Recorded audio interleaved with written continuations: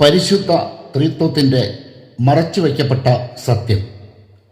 യേശുവായുടെ അതിപരിശുദ്ധമായ പേരിന് മഹത്വം. യുഗാന്ത സന്ദേശങ്ങളുടെ മറ്റൊരു അധ്യായത്തിലേക്ക് നിത്യജീവന് നിയോഗം ലഭിച്ച ഏവർക്കും സ്വാഗതം. സത്യദൈവത്തെ അറിയാനും നിത്യജീവൻ പ്രാപിക്കാനും ആഗ്രഹിക്കുന്ന സകലരും അനിവാര്യമായി മനസ്സിലാക്കിയിരിക്കേണ്ട സത്യമാണ് ഇവിടെ പ്രഘോഷിക്കപ്പെടുന്നത്. കഴിഞ്ഞ 17 നൂറ്റാണ്ടുകളായി മറച്ചുവെക്കപ്പെട്ട സത്യം ഇവിടെ അനാവരണം ചെയ്യപ്പെടുമ്പോൾ ഒരു വാക്കുപോലും അവഗണിക്കാതെ പൂർണ്ണമായും ശ്രവിക്കാൻ ശ്രദ്ധിക്കുക. ചാനൽ സബ്സ്ക്രൈബ് ചെയ്യാനും ലൈക്ക് ചെയ്യാനും മറക്കരുത്. യേശുവായുടെ രക്ഷാകരമായ പേരിന് മഹത്വം. നിഗൂഢതകളില്ലാത്ത പരിശുദ്ധ ത്രിത്വം. ത്രിത്വത്തിൻ്റെ രഹസ്യം നിഗൂഢമാണ് എന്ന പൊതുബോധം ക്രൈസ്തവരുടെ ഇടയിൽ കൃത്രിമമായി സൃഷ്ടിക്കപ്പെട്ടിട്ടുണ്ട്. എന്നാൽ ത്രിത്വം എന്നത് നിഗൂഢമോ ദുരൂഹമോ അല്ലെന്നും മറിച്ച് ഏതൊരു മനുഷ്യനും മനസ്സിലാക്കാൻ സാധിക്കുന്ന വിധം ലളിതമാണെന്നും വ്യക്തമാക്കാനാണ് ഈ സന്ദേശത്തിലൂടെ മനോവ ശ്രമിക്കുന്നത്. ആദ്യമായി നാം തിരിച്ചറിയേണ്ടത് തങ്ങളുടെ യുക്തിയിലും ബുദ്ധിയിലും ത്രിത്വത്തെ വിശകലനം ചെയ്യാൻ ശ്രമിച്ചതിലൂടെ ചില പണ്ഡിത നാട്യക്കാർ അതിനെ ദുരൂഹവും നിഗൂഢവുമാക്കി മാറ്റി എന്ന യാഥാർത്ഥ്യമാണ്. ത്രിത്വത്തെക്കുറിച്ച് പഠിക്കാൻ അനേകം ബുദ്ധിജീവികൾ ഒറ്റയ്ക്കും സംഘം ചേർന്നും ശ്രമിച്ചിട്ടുണ്ട്. ഈ ശ്രമങ്ങളിൽ ഒന്നുപോലും ആരെയും സത്യത്തിലേക്ക് നയിക്കുന്നതായിരുന്നില്ല. ഏതൊരു ശിശുവിനും ഗ്രഹിക്കാൻ സാധിക്കുന്ന ഒരു വിഷയത്തെ ബൗദ്ധികമായ ഔന്നത്യം കൊണ്ട് അനാവരണം ചെയ്യാൻ ശ്രമിച്ചാലുള്ള സ്വാഭാവിക തടസ്സമാണ് അവരെ സത്യത്തിൽ എത്തിച്ചേരാതെ തടുത്തു നിർത്തിയത്. പരാജിതരായവരിൽ ചിലർ ത്രിത്വത്തിൽ നിഗൂഢത ആരോപിച്ച് തങ്ങളുടെ പഠനം എന്നേക്കുമായി അവസാനിപ്പിച്ചു. ത്രിത്വത്തെ ദുരൂഹവും നിഗൂഢവുമാക്കാൻ വിവിധ ക്രൈസ്തവ വിഭാഗങ്ങൾ വഹിച്ച പങ്ക് നിസ്സാരമായി കാണാൻ കഴിയില്ല. അതിൽ തന്നെ ഏറ്റവും അധികം സംഭാവന നൽകിയിട്ടുള്ളത് അപ്പസ്തോലിക പാരമ്പര്യം അവകാശപ്പെടുന്ന വിഭാഗങ്ങളാണ്. എന്നാൽ ത്രിത്വം നിഗൂഢമല്ല എന്നതാണ് സത്യം. അന്വേഷിക്കേണ്ടടുത്ത് അന്വേഷിക്കാത്തത് കൊണ്ടാണ് ത്രിത്വത്തെക്കുറിച്ചുള്ള എല്ലാ അന്വേഷണങ്ങളും പരാജയപ്പെട്ടത്. അന്വേഷിക്കേണ്ടടുത്ത് അന്വേഷിച്ചാൽ തീർച്ചയായും ത്രിത്വം അനാവരണം ചെയ്യപ്പെടുമായിരുന്നു. എന്തെന്നാൽ മനുഷ്യനെ സൃഷ്ടിച്ചപ്പോൾ തന്നെ ത്രിത്വത്തിൻ്റെ രഹസ്യം അനാവരണം ചെയ്യപ്പെട്ടിരുന്നു എന്നതാണ് യഥാർത്ഥ സത്യം. ആയതിനാൽ ബുദ്ധിമാന്മാരും വിവേകികളുമായ പണ്ഡിതന്മാർ വ്യാഖ്യാനിച്ച് ദുരൂഹവും വികൃതവുമാക്കി വച്ചിരിക്കുന്ന ഒരു വിഷയത്തെക്കുറിച്ചാണ് മനോവ ഇവിടെ സംസാരിക്കുന്നത്. മനുഷ്യപുത്രനായ യേശുവ അരുളി ചെയ്ത ഒരു വചനത്തിൽ നിന്ന് തന്നെ ഈ പഠനം നമുക്ക് ആരംഭിക്കാം. വചനം ഇതാണ്: യേശുവ ഉദ്ഘോഷിച്ചു, സ്വർഗത്തിൻ്റെയും ഭൂമിയുടെയും നാഥനായ പിതാവേ, നീ ഇക്കാര്യങ്ങൾ ബുദ്ധിമാന്മാരിലും വിവേകികളിലും നിന്ന് മറച്ച് ശിശുക്കൾക്ക് വെളിപ്പെടുത്തിയതിനാൽ ഞാൻ നിന്നെ സ്തുതിക്കുന്നു. അതേ പിതാവേ, ഇപ്രകാരമായിരുന്നു നിന്റെ തിരുവുള്ളം. സർവവും എൻ്റെ പിതാവ് എന്നെ ഏൽപ്പിച്ചിരിക്കുന്നു. പിതാവല്ലാതെ മറ്റാരും പുത്രനെ അറിയുന്നില്ല. പുത്രനും പുത്രൻ ആർക്ക് വെളിപ്പെടുത്തി കൊടുക്കാൻ മനസ്സാകുന്നുവോ അവനുമല്ലാതെ മറ്റാരും പിതാവിനെയും അറിയുന്നില്ല. മത്തായി അറിയിച്ച യേശുവായുടെ സുവിശേഷം 11-ാം അധ്യായം 25 മുതൽ 27 വരെയുള്ള വാക്യങ്ങൾ. അതെ, ബുദ്ധിയുടെ തലങ്ങളിൽ അന്വേഷിച്ചാൽ കണ്ടെത്താൻ സാധിക്കാത്തതും എന്നാൽ ശിശുഭാവത്തോടെ അന്വേഷിച്ചാൽ കണ്ടെത്താൻ സാധിക്കുന്നതുമായ സത്യമാണ് ഇന്ന് നമുക്ക് മുൻപിൽ അനാവരണം ചെയ്യപ്പെടാൻ പോകുന്നത്. അതിനു മുൻപ് നാം മനസ്സിലാക്കിയിരിക്കേണ്ടത് പണ്ഡിത നാട്യക്കാർ നടത്തിയ അന്വേഷണങ്ങളും അവയുടെ പിന്നിലെ നിഗൂഢ ലക്ഷ്യങ്ങളുമാണ്. പരിശുദ്ധ ത്രിത്വത്തെ സംബന്ധിച്ചുള്ള അന്വേഷണം വെറും വ്യർത്ഥമാണെന്ന ചിന്തയിൽ കഴിയുന്ന അനേകരുണ്ട്. റോമൻ കത്തോലിക്ക സഭ വിശുദ്ധനായി പരിഗണിക്കുന്ന അഗസ്റ്റിന് ലഭിച്ച ദർശനത്തിൻ്റെ അടിസ്ഥാനത്തിലാണ് ഈ ചിന്ത ഉടലെടുത്തത്. വലിയ തത്വചിന്തകനും ബുദ്ധിജീവി എന്ന വിശേഷണത്താൽ അലങ്കൃതനുമായിരുന്ന അഗസ്റ്റിനാണ് ത്രിത്വത്തെക്കുറിച്ചുള്ള അന്വേഷണം നടത്തിയതെന്ന് റോമൻ കത്തോലിക്ക സഭാ ചരിത്രം വ്യക്തമാക്കുന്നു. ഈ ചിന്തയുമായി ഒരു കടൽ തീരത്ത് കൂടി ഇദ്ദേഹം യാത്ര ചെയ്തപ്പോൾ ഒരു കൊച്ചുകുട്ടി ചെയ്ത പ്രവൃത്തി അഗസ്റ്റിൻ്റെ ശ്രദ്ധ തിരിച്ചു. കടൽ തീരത്ത് കുഴിച്ച ഒരു ചെറിയ കുഴിയിൽ കടൽ വെള്ളം കോരി നിറയ്ക്കുകയായിരുന്നു ആ കുഞ്ഞ്. അവൻ്റെ ഉദ്യമ ലക്ഷ്യം എന്തെന്ന് അഗസ്റ്റിൻ ആരാഞ്ഞു. താൻ കുഴിച്ച ചെറുകുഴിയിൽ കടലിലെ വെള്ളം നിറച്ചുകൊണ്ട് കടൽ വറ്റിക്കാനുള്ള ശ്രമത്തിലാണ് താൻ എന്നായിരുന്നു ആ ബാലൻ്റെ മറുപടി. ഇത് കേട്ട അഗസ്റ്റിൻ ആ ബാലനോട് അവൻ ഏർപ്പെട്ടിരിക്കുന്ന ഉദ്യമത്തിലെ അസാധ്യത ചൂണ്ടിക്കാണിച്ചു. അപ്പോൾ ബാലൻ പറഞ്ഞത് ഇപ്രകാരമായിരുന്നു: നീ ഇപ്പോൾ ചിന്തിച്ചുകൊണ്ടിരിക്കുന്ന കാര്യവും ഇതുപോലെ തന്നെയാണ്. ഇതോടെ ത്രിത്വത്തെ സംബന്ധിച്ചുള്ള അന്വേഷണങ്ങളിൽ നിന്ന് അഗസ്റ്റിൻ വിരമിച്ചു എന്നതാണ് ചരിത്രം. അഗസ്റ്റിൻ മാത്രമല്ല, റോമൻ കത്തോലിക്ക സഭയിലെ ആചാര്യന്മാരിൽ ആരും തന്നെ പിന്നീട് ഒരിക്കലും ത്രിത്വത്തെ സംബന്ധിച്ചുള്ള പഠനത്തിന് വേണ്ടത്ര ഗൗരവം കൊടുത്തിട്ടില്ല. ത്രിത്വത്തെ നിഗൂഢമാക്കുന്നതിൽ അഗസ്റ്റിൻ വഹിച്ച പങ്ക് വളരെ വലുതായിരുന്നു. മറ്റേതെങ്കിലും ക്രൈസ്തവ സഭകൾ ത്രിത്വത്തെ സംബന്ധിക്കുന്ന യഥാർത്ഥ വിവരങ്ങൾ വെളിപ്പെടുത്തിയിട്ടുള്ളതായും മനോവയ്ക്കറിയില്ല. പിതാവും പുത്രനും പരിശുദ്ധാത്മാവും എന്ന് നാം വിളിക്കുന്ന ത്രിത്വത്തിന് സത്യത്തിൽ ഇത്രമാത്രം നിഗൂഢതകൾ ഉണ്ടോ? ഇല്ലെന്ന് തന്നെയാണ് മനോവ പറയുന്നത്.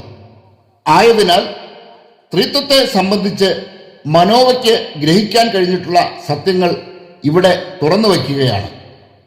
ചുരുങ്ങിയ വാക്കുകൾ കൊണ്ട് തന്നെ ത്രിത്വത്തെ വെളിപ്പെടുത്താൻ സാധിക്കുമെങ്കിലും ഈ വിഷയത്തിൻ്റെ ഗൗരവം പൂർണ്ണമായി ഉൾക്കൊണ്ടുകൊണ്ട് വചനത്തിൻ്റെ ആധികാരികതയോടെ വെളിപ്പെടുത്താനാണ് മനോവ ഉദ്യമിക്കുന്നത്.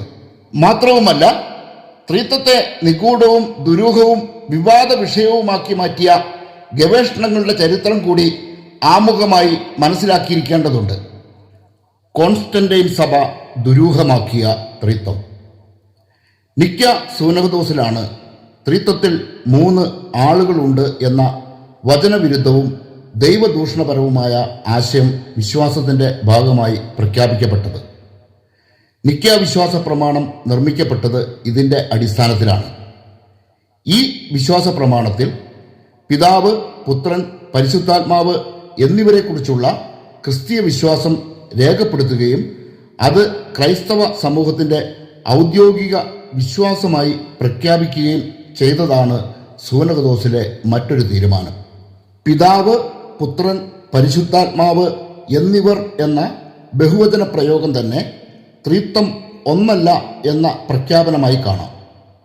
പിതാവെന്നും പുത്രനെന്നും പരിശുദ്ധാത്മാവെന്നും വിളിക്കപ്പെടുന്നത് ഒരുവൻ തന്നെയാണെന്നുള്ള പ്രവാചക ലിഖിതത്തെ അസാധുവാക്കുന്നതാണ് ഈ തീരുമാനം. ദൈവത്തിൽ 3 ആളത്വം ഉണ്ടെന്നുള്ള വിചണ്ഡവാദത്തെ സഭയുടെ ഔദ്യോഗിക വിശ്വാസമായി പ്രഖ്യാപിച്ചതോടെ കോൺസ്റ്റന്റൈൻ സ്ഥാപിച്ച മതത്തിന് അപ്പസ്തോലിക സഭയുമായി ഒരു ബന്ധവുമില്ലെന്ന് സ്ഥിരീകരിക്കപ്പെട്ടു. നിക്ക വിശ്വാസ പ്രമാണത്തിലൂടെ ഗ്രീക്ക് മിത്തോളജിയിലെ ത്രിമൂർത്തി ദൈവസങ്കല്പത്തെ ക്രിസ്തീയ വിശ്വാസത്തിൻ്റെ ഭാഗമാക്കുകയായിരുന്നു. ഗ്രീക്ക് മിത്തോളജിയിൽ അധിഷ്ഠിതമായി രൂപീകരിക്കപ്പെട്ട ഹിന്ദുമതത്തിലും ത്രിമൂർത്തി സങ്കല്പമാണ് ഉള്ളതെന്ന് നമുക്കറിയാം. എല്ലാ വിജാതീയ മതങ്ങളുടെയും അടിസ്ഥാനം ഗ്രീക്ക് മിത്തോളജി ആയതുകൊണ്ടാണ് വിജാതിയർ എന്നതിന് ഗ്രീക്കുകാർ എന്നുകൂടി ബൈബിളിൽ പരാമർശം കാണുന്നത്. നിക്ക സൂനോദോസ് എന്നത് ക്രിസ്തീയതയെ വിജാതിവൽക്കരിക്കാൻ വിളിച്ചു ചേർക്കപ്പെട്ട സമ്മേളനം ആയിരുന്നുവെന്ന് മനോവ പറയുന്നത് ഇതുകൊണ്ടാണ്. ഗ്രീക്ക് മിത്തോളജിയിലെ ത്രിമൂർത്തികൾ ആരൊക്കെയാണെന്ന് കൂടി വെളിപ്പെടുത്താം. സിയൂസ്, പോസൈഡോൺ, ഹാഡസ് എന്നീ മൂർത്തികളാണ് ഗ്രീക്ക് മിത്തോളജിയിലെ ത്രിമൂർത്തികൾ. ദൈവങ്ങളുടെ രാജാവ് എന്ന് കരുതപ്പെടുന്ന പ്രധാന ദൈവസങ്കല്പമാണ് സിയൂസ്. പിതാവ് എന്ന സ്ഥാനത്തിന് സമാനമായി കരുതപ്പെടുന്നതും ഈ മൂർത്തിയാണ്. ആകാശത്തിൻ്റെയും ഇടിമിന്നലിൻ്റെയും ദൈവം എന്ന വിശേഷണവും ഈ മൂർത്തിക്കുണ്ട്. സമുദ്രങ്ങളുടെയും ഭൂമികുലുക്കങ്ങളുടെയും ദൈവമായി കരുതപ്പെടുന്ന പോസൈഡോൺ ആണ് ത്രിമൂർത്തികളിൽ രണ്ടാമൻ. ത്രിമൂർത്തികളിൽ മൂന്നാമൻ പാതാളത്തിൻ്റെയും മരണാനന്തര ലോകത്തിൻ്റെയും അധിപനായി പരിഗണിക്കുന്ന ഹാഡസ് ആണ്. ഗ്രീക്ക് മിത്തോളജിയിലെ ഈ ത്രിമൂർത്തികളുടെ ഹൈന്ദവ പതിപ്പാണ് ബ്രഹ്മാവ്, വിഷ്ണു, ശിവൻ അഥവാ മഹേശൻ എന്നീ സങ്കല്പങ്ങൾ. ഗ്രീക്ക് മിത്തോളജിയിലെയും ഹിന്ദുമതത്തിലെയും ത്രിമൂർത്തികളെ സംബന്ധിക്കുന്ന കൂടുതൽ വിശദാംശങ്ങളിലേക്ക് ഇവിടെ കടക്കുന്നില്ല. നിക്യ സൂനകദോസിലൂടെ കോൺസ്റ്റന്റൈൻ നടപ്പാക്കിയ പൈശാചികതയുടെ ആഴം വ്യക്തമാക്കാനാണ് ഇത്രയും പറഞ്ഞു വച്ചത്.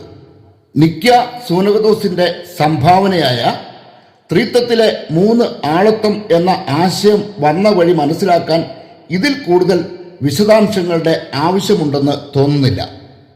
ദൈവത്തിൽ 3 ആളുകളുണ്ടെന്ന് പ്രഖ്യാപിച്ചതിന് പിന്നിലെ പൈശാചിക അജണ്ട തിരിച്ചറിയാൻ സാധിക്കാത്തവരാണ് ഇന്നും ക്രൈസ്തവ സഭകളുടെ ഭാഗമായി തുടരുന്നത്. അപ്പസ്തോലിക സഭയെ വേരോടെ പിഴുതെറിയാൻ സാത്താൻ കണ്ടെത്തിയ ഏറ്റവും മാരകമായ ആയുധമായിരുന്നു ത്രിത്വത്തിലെ 3 ആളത്വം. നിക്യ സൂനകദോസ് വിളിച്ചു ചേർക്കുന്നതുവരെ അപ്പസ്തോലിക സഭയിൽ ഒരുവൻ അംഗമാകുന്നത് യേശുവ മിശിഹാഹിന്റെ പേരിലുള്ള ജ്ഞാനസ്നാനം സ്വീകരിക്കുന്നതിലൂടെ ആയിരുന്നു. അതായത് യേശുവ മിശിഹാഹിന്റെ പേരിൽ ജ്ഞാനസ്നാനം സ്വീകരിക്കാതെ ആർക്കും അപ്പസ്തോലിക സഭയുടെ ഭാഗമാകാൻ കഴിയുമായിരുന്നില്ല. അപ്പസ്തോലിക സഭയുടെ ഈ നിയമം അന്നും ഇന്നും എന്നും മാറ്റമില്ലാതെ നിലനിൽക്കുന്നു. ഈ യഥാർത്ഥ ജ്ഞാനസ്നാനം ഇല്ലാതാകുന്നതോടെ അപ്പസ്തോലിക സഭയും ഇല്ലാതാകുമെന്ന് സാത്താൻ അറിയാം. അതിനു വേണ്ടത് യേശുവ മിശിഹാഹിന്റെ പേരിലുള്ള ജ്ഞാനസ്നാനം നിരോധിക്കപ്പെടുകയാണ്. അതെ, നിക്യ സൂനകദോസിലെ 2ാമത്തെ തീരുമാനപ്രകാരം യേശുവ മിശിഹാഹിന്റെ പേരിലുള്ള ജ്ഞാനസ്നാനം നിരോധിച്ചു.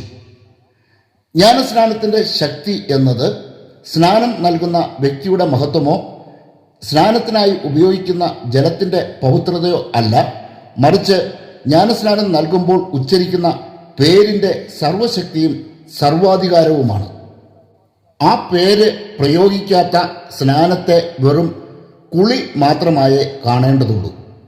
ജ്ഞാനസ്നാനത്തെ വെറും കുളി മാത്രമാക്കി മാറ്റിയാലേ പരിശുദ്ധാത്മാവില്ലാത്ത ഒരു ആൾക്കൂട്ടമായി ക്രിസ്തീയതയെ അധപ്പതിപ്പിക്കാൻ കഴിയുകയുള്ളൂവെന്ന് കോൺസ്റ്റന്റൈനും അവന്റെ പിന്നിലുണ്ടായിരുന്ന അന്ധകാര ശക്തിയും മനസ്സിലാക്കി.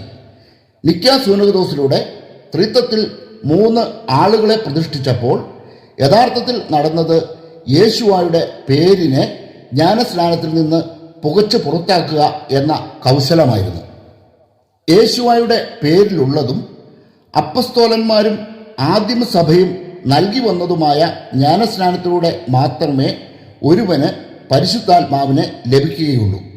ഈ സത്യം അറിയണമെങ്കിൽ അപ്പസ്തോലന്മാരുടെ പ്രവർത്തനങ്ങൾ രേഖപ്പെടുത്തിയിരിക്കുന്ന പുസ്തകം വായിച്ചാൽ മതി.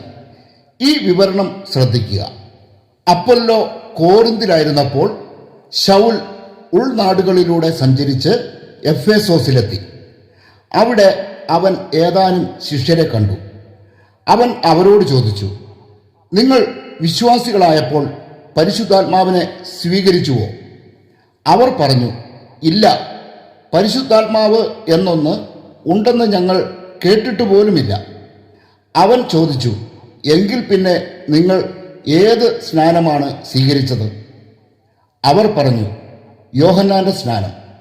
അപ്പോൾ ശൗൽ പറഞ്ഞു, യോഹന്നാൻ തനിക്ക് പിന്നാലെ വരുന്നവനിൽ, അതായത് യേശുവായിൽ വിശ്വസിക്കണമെന്ന് ജനങ്ങളെ ഉദ്ബോധിപ്പിച്ചുകൊണ്ട് അനുതാപത്തിന്റെ സ്നാനമാണ് നൽകിയത്. അവർ ഇത് കേട്ട് നാഥനായ യേശുവായുടെ പേരിൽ സ്നാനം സ്വീകരിച്ചു. ശൗൽ അവരുടെ മേൽ കൈകൾ വച്ചപ്പോൾ പരിശുദ്ധാത്മാവ് അവരുടെ മേൽ വന്നു. അവർ അന്യഭാഷകളിൽ സംസാരിക്കുകയും പ്രവചിക്കുകയും ചെയ്തു. അപ്പസ്തോലന്മാരുടെ പ്രവർത്തനങ്ങൾ രേഖപ്പെടുത്തിയിരിക്കുന്ന പുസ്തകം 19-ാം അധ്യായം 1 മുതൽ 6 വരെയുള്ള വാക്യങ്ങൾ. യേശുവ മിശിഹാഹിന്റെ പേരിലുള്ള ജ്ഞാനസ്നാനമല്ലാതെ മറ്റേതെങ്കിലും സ്നാനത്തിലൂടെ പരിശുദ്ധാത്മാവിനെ സ്വീകരിക്കാൻ കഴിയില്ലെന്ന് സ്ഥിരീകരിക്കുന്ന സാക്ഷ്യമാണ് നാം ഇവിടെ കണ്ടത്. അപ്പസ്തോല പ്രമുഖനായ കേഫ തൻ്റെ പ്രഥമ പ്രസംഗത്തിൽ ഇക്കാര്യം സ്ഥിരീകരിച്ചിട്ടുണ്ട്. ഈ വിവരണം നോക്കുക. ഇത് കേട്ടപ്പോൾ അവർ ഹൃദയം നുറുങ്ങി കേഫായോടും മറ്റ് അപ്പസ്തോലന്മാരോടും ചോദിച്ചു, സഹോദരന്മാരെ, ഞങ്ങൾ എന്താണ് ചെയ്യേണ്ടത്? കേഫ പറഞ്ഞു, നിങ്ങൾ പശ്ചാത്തപിക്കുവിൻ. പാപമോചനത്തിനായി എല്ലാവരും യേശുവ മിശിഹാഹിന്റെ പേരിൽ സ്നാനം സ്വീകരിക്കുവിൻ. പരിശുദ്ധാത്മാവിൻ്റെ ദാനം നിങ്ങൾക്ക് ലഭിക്കും. ഈ വാഗ്ദാനം നിങ്ങൾക്കും നിങ്ങളുടെ സന്താനങ്ങൾക്കും വിദൂരസ്ഥർക്കും നമ്മുടെ ദൈവമായ യാഹ്വേ തൻ്റെ അടുക്കലേക്ക് വിളിക്കുന്ന എല്ലാവർക്കും ഉള്ളതാണ്. അപ്പസ്തോലന്മാരുടെ പ്രവർത്തനങ്ങൾ രേഖപ്പെടുത്തിയിരിക്കുന്ന പുസ്തകം 2-ാം അധ്യായം 37 മുതൽ 39 വരെയുള്ള വാക്യങ്ങൾ. ത്രിത്വത്തിൽ 3 ആളത്വം ആരോപിക്കപ്പെട്ടതോടെ യേശുവ വെറും രണ്ടാമനായി മാറി. ഒന്നാമനും രണ്ടാമനും മൂന്നാമനും ഇല്ലെന്നും ദൈവം ഏകനാണെന്നുമുള്ള സത്യത്തെ തള്ളിക്കളയുകയും കൂടിയാണ് ഇവിടെ ചെയ്തത്. അതുപോലെ തന്നെ സർവശക്തനായ ദൈവത്തിൽ നിന്ന് അല്പം താഴ്ന്ന പദവിയാണ് യേശുവായ്ക്ക് ഉള്ളതെന്ന പൊതുബോധം സൃഷ്ടിക്കപ്പെടുകയും യേശുവായെ സംബന്ധിക്കുന്ന സത്യത്തിൽ നിന്ന് അകന്നു പോവുകയും ചെയ്തു.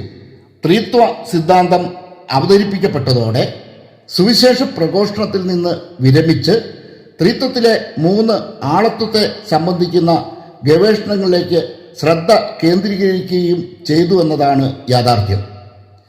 ദൈവത്തെക്കുറിച്ചും സ്വർഗത്തെക്കുറിച്ചും മാത്രമല്ല, മറ്റ് മതങ്ങളുടെ മഹത്വത്തെക്കുറിച്ച് പോലും ഗവേഷണങ്ങൾ ആരംഭിച്ചു. ബുദ്ധിയുടെ തലത്തിൽ നടത്തിയ അന്വേഷണങ്ങളൊന്നും ഇന്നോളം എവിടെയും എത്തിയിട്ടില്ല എന്ന സത്യവും നാം വിസ്മരിക്കരുത്. പണ്ഡിതന്മാരുടെയും ബുദ്ധിമാന്മാരുടെയും അന്വേഷണങ്ങളെല്ലാം അവരെ എത്തിച്ചത് മിഥ്യാബോധത്തിലാണ്. അതുകൊണ്ട് തന്നെ അവർ ഇന്നും ഇരുട്ടിൽ തപ്പുന്നു. ബുദ്ധിയുടെ തലത്തിൽ ദൈവത്തെ അന്വേഷിച്ച് നടത്തുന്ന ഏതൊരു യാത്രയും സാത്താൻ വെട്ടുന്ന പാതയിലൂടെ ആയിരിക്കും എന്നതാണ് ഇതിന് കാരണം. ദൈവശാസ്ത്ര പഠനം എന്ന പേരിൽ ബുദ്ധി കൊണ്ട് ദൈവത്തെ കണ്ടെത്താനുള്ള പരിശ്രമങ്ങൾക്ക് നാന്ദി കുറിക്കപ്പെട്ടത് നിക്യ സൂനകദോസിന് ശേഷമാണ്. അതിൻ്റെ എല്ലാം തുടക്കം പുതിയ ത്രിത്വ സിദ്ധാന്തത്തിൽ നിന്നായിരുന്നു. പരിശുദ്ധാത്മാവിൻ്റെ വരദാന ഫലങ്ങളിൽ പ്രധാനപ്പെട്ടതാണ് ജ്ഞാനം. പരിശുദ്ധാത്മാവ് നൽകുന്ന ഈ ജ്ഞാനത്തിന് വിജ്ഞാനവുമായി ഒരു ബന്ധവുമില്ല. വിജ്ഞാനത്തിൽ അഭിരമിക്കുന്ന ഒരുവന് ജ്ഞാനത്തെ സമീപിക്കാൻ പോലും കഴിയില്ലെന്നതാണ് യാഥാർത്ഥ്യം. എന്തെന്നാൽ വിജ്ഞാനം എന്നത് ഈ ലോകത്തിൽ ഒതുങ്ങി നിൽക്കുന്ന അറിവാണ്. ലൗകിക വിഷയങ്ങളിലുള്ള അറിവ് ഒരുവനെ വിജ്ഞാനിയാക്കുമെങ്കിലും അവനെ അത് ജ്ഞാനിയാക്കില്ല. മാത്രവുമല്ല, യേശുവായുടെ പേരിലുള്ള ജ്ഞാനസ്നാനം നിരോധിച്ചതോടെ പരിശുദ്ധാത്മാവില്ലാത്ത ഒരു ആൾക്കൂട്ടമായി ക്രൈസ്തവ സമൂഹങ്ങൾ അധപ്പതിച്ചു. അപ്പോഴും അവർ ധരിച്ചു വച്ചിരുന്നത് തങ്ങളെ നയിക്കുന്നത് പരിശുദ്ധാത്മാവാണ് എന്നാണ്. അതുകൊണ്ടാണ് അവരുടെ അന്വേഷണങ്ങളെല്ലാം വ്യർത്ഥതയിലേക്കുള്ള പര്യടനങ്ങളായി പരിണമിച്ചത്. അപ്പസ്തോലന്മാർ പ്രസംഗിച്ച സുവിശേഷവും അവർ പരിചയപ്പെടുത്തിയ മിശിഹാഹും നിഗൂഢമായിരുന്നില്ല. ശൗലിൻ്റെ വാക്കുകൾ ശ്രദ്ധിക്കുക. ഞങ്ങളുടെ സുവിശേഷം നിഗൂഢമായിരിക്കുന്നെങ്കിൽ അത് നാശത്തിലേക്ക് പോകുന്നവർക്ക് മാത്രമാണ്. ഈ ലോകത്തിൻ്റെ ദൈവം അവിശ്വാസികളായ അവരുടെ മനസ്സിനെ അന്ധമാക്കിയിരിക്കുന്നു. തന്നിമിത്തം ദൈവത്തിൻ്റെ പ്രതിരൂപമായ മിശിഹാഹിൻ്റെ മഹത്വമേറിയ സുവിശേഷത്തിൻ്റെ പ്രകാശം അവർക്ക് ദൃശ്യമല്ല. കോരിന്തുകാർക്ക് എഴുതിയ 2-ാം ലേഖനം 4-ാം അധ്യായം 3-4 വാക്യങ്ങൾ. പരിശുദ്ധാത്മാവില്ലാതെ നടത്തുന്ന അന്വേഷണ യാത്രകളെ നയിക്കുന്നതും പാതയൊരുക്കുന്നതും സാത്താൻ ആണെന്നും അത് എത്തിച്ചേരുന്നത് നാശത്തിലാണെന്നും സ്ഥിരീകരിക്കുന്ന വെളിപ്പെടുത്തലാണ് അപ്പസ്തോലൻ ഇവിടെ നടത്തിയിരിക്കുന്നത്. നിഗൂഢമല്ലാത്ത സുവിശേഷത്തെ നിഗൂഢമാക്കിയത് നിക്യ സൂനകദോസിന് ശേഷമാണ്. ഗ്രീക്ക് മിത്തോളജിയുമായി ക്രിസ്തീയതയെ സമന്വയിപ്പിച്ച് അപ്പസ്തോലിക സഭയുടെ തനിമ ഇല്ലാതാക്കാൻ ദൈവശാസ്ത്ര പണ്ഡിതന്മാർ ഉദയം ചെയ്തതും ഈ സൂനകദോസിന്റെ അനന്തരഫലമായിരുന്നു. ഈ പണ്ഡിത ഭാവികൾ നിഗൂഢതകളിലാണ് ത്രിത്വത്തെ അന്വേഷിച്ചത്. ത്രിത്വം നിഗൂഢമായ ഒരു രഹസ്യമോ? ത്രിത്വത്തെ സംബന്ധിച്ചുള്ള അന്വേഷണത്തിൽ വ്യാപൃതരായ വ്യക്തികളിൽ പ്രധാനി അഗസ്റ്റിനാണെന്ന് നാം കണ്ടു. ഈ അഗസ്റ്റിൻ്റെ ചരിത്രം വായിച്ചിട്ടുള്ളവർക്ക് ഇയാളെ വലിയൊരു പണ്ഡിതനായി അവതരിപ്പിക്കാൻ കോൺസ്റ്റന്റൈൻ സഭകൾ ശ്രമിക്കുന്നതായി മനസ്സിലാക്കാൻ സാധിക്കും. ആധ്യാത്മിക രഹസ്യങ്ങളെ വെളിപ്പെടുത്തുന്നത് പണ്ഡിതന്മാർ കാണുന്ന അബദ്ധധാരണ സഭയിലെ പലർക്കുമുണ്ട്.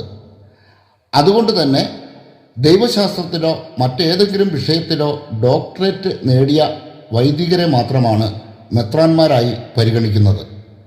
ശാസ്ത്രീയ സംഗീതത്തിലും ശാസ്ത്രീയ നൃത്തത്തിലും ഡോക്ടറേറ്റ് നേടിയവരും റോമൻ കത്തോലിക്ക സഭയിലെ വൈദികരുടെ കൂട്ടത്തിലുണ്ട്.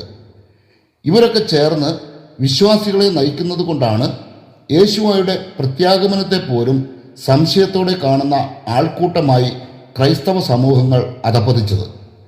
സഭയുടെ ആദ്യത്തെ മാർപ്പാപ്പയ്ക്ക് ഡോക്ടറേറ്റ് നൽകിയ യൂണിവേഴ്സിറ്റി ഏതാണെന്ന് മനോവയ്ക്കറിയില്ല.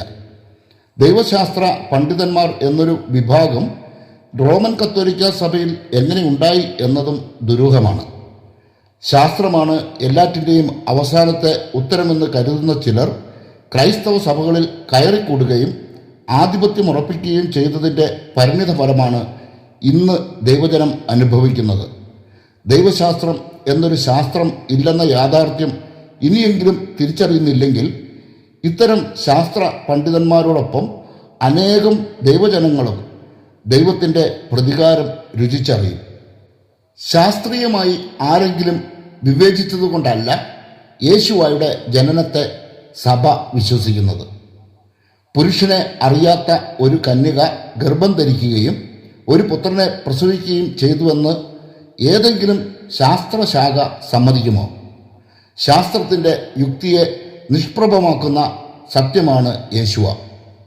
അവൻ ഈ ഭൂമിയിൽ പ്രവർത്തിച്ച അടയാളങ്ങളും അങ്ങനെ തന്നെ. 2-3 പേർ യേശുവയുടെ പേരിൽ ഒരുമിച്ച് കൂടിയാൽ ആ സമൂഹത്തിൽ അദൃശ്യ സാന്നിധ്യമായി അവൻ ഉണ്ടായിരിക്കുമെന്ന് വിശ്വസിക്കാൻ ശാസ്ത്രത്തിൻ്റെ സാക്ഷ്യം തേടി പോകുന്നിടത്താണ് ആത്മീയ അധപ്പതനം ആരംഭിക്കുന്നത്. യേശുവയുടെ വാഗ്ദാനത്തിൽ വിശ്വസിക്കാത്തവർക്ക് അവൻ്റെ സഭയുടെ ഭാഗമായിരിക്കാൻ സാധിക്കില്ല. ഇതാണ് യേശുവയുടെ വാഗ്ദാനം.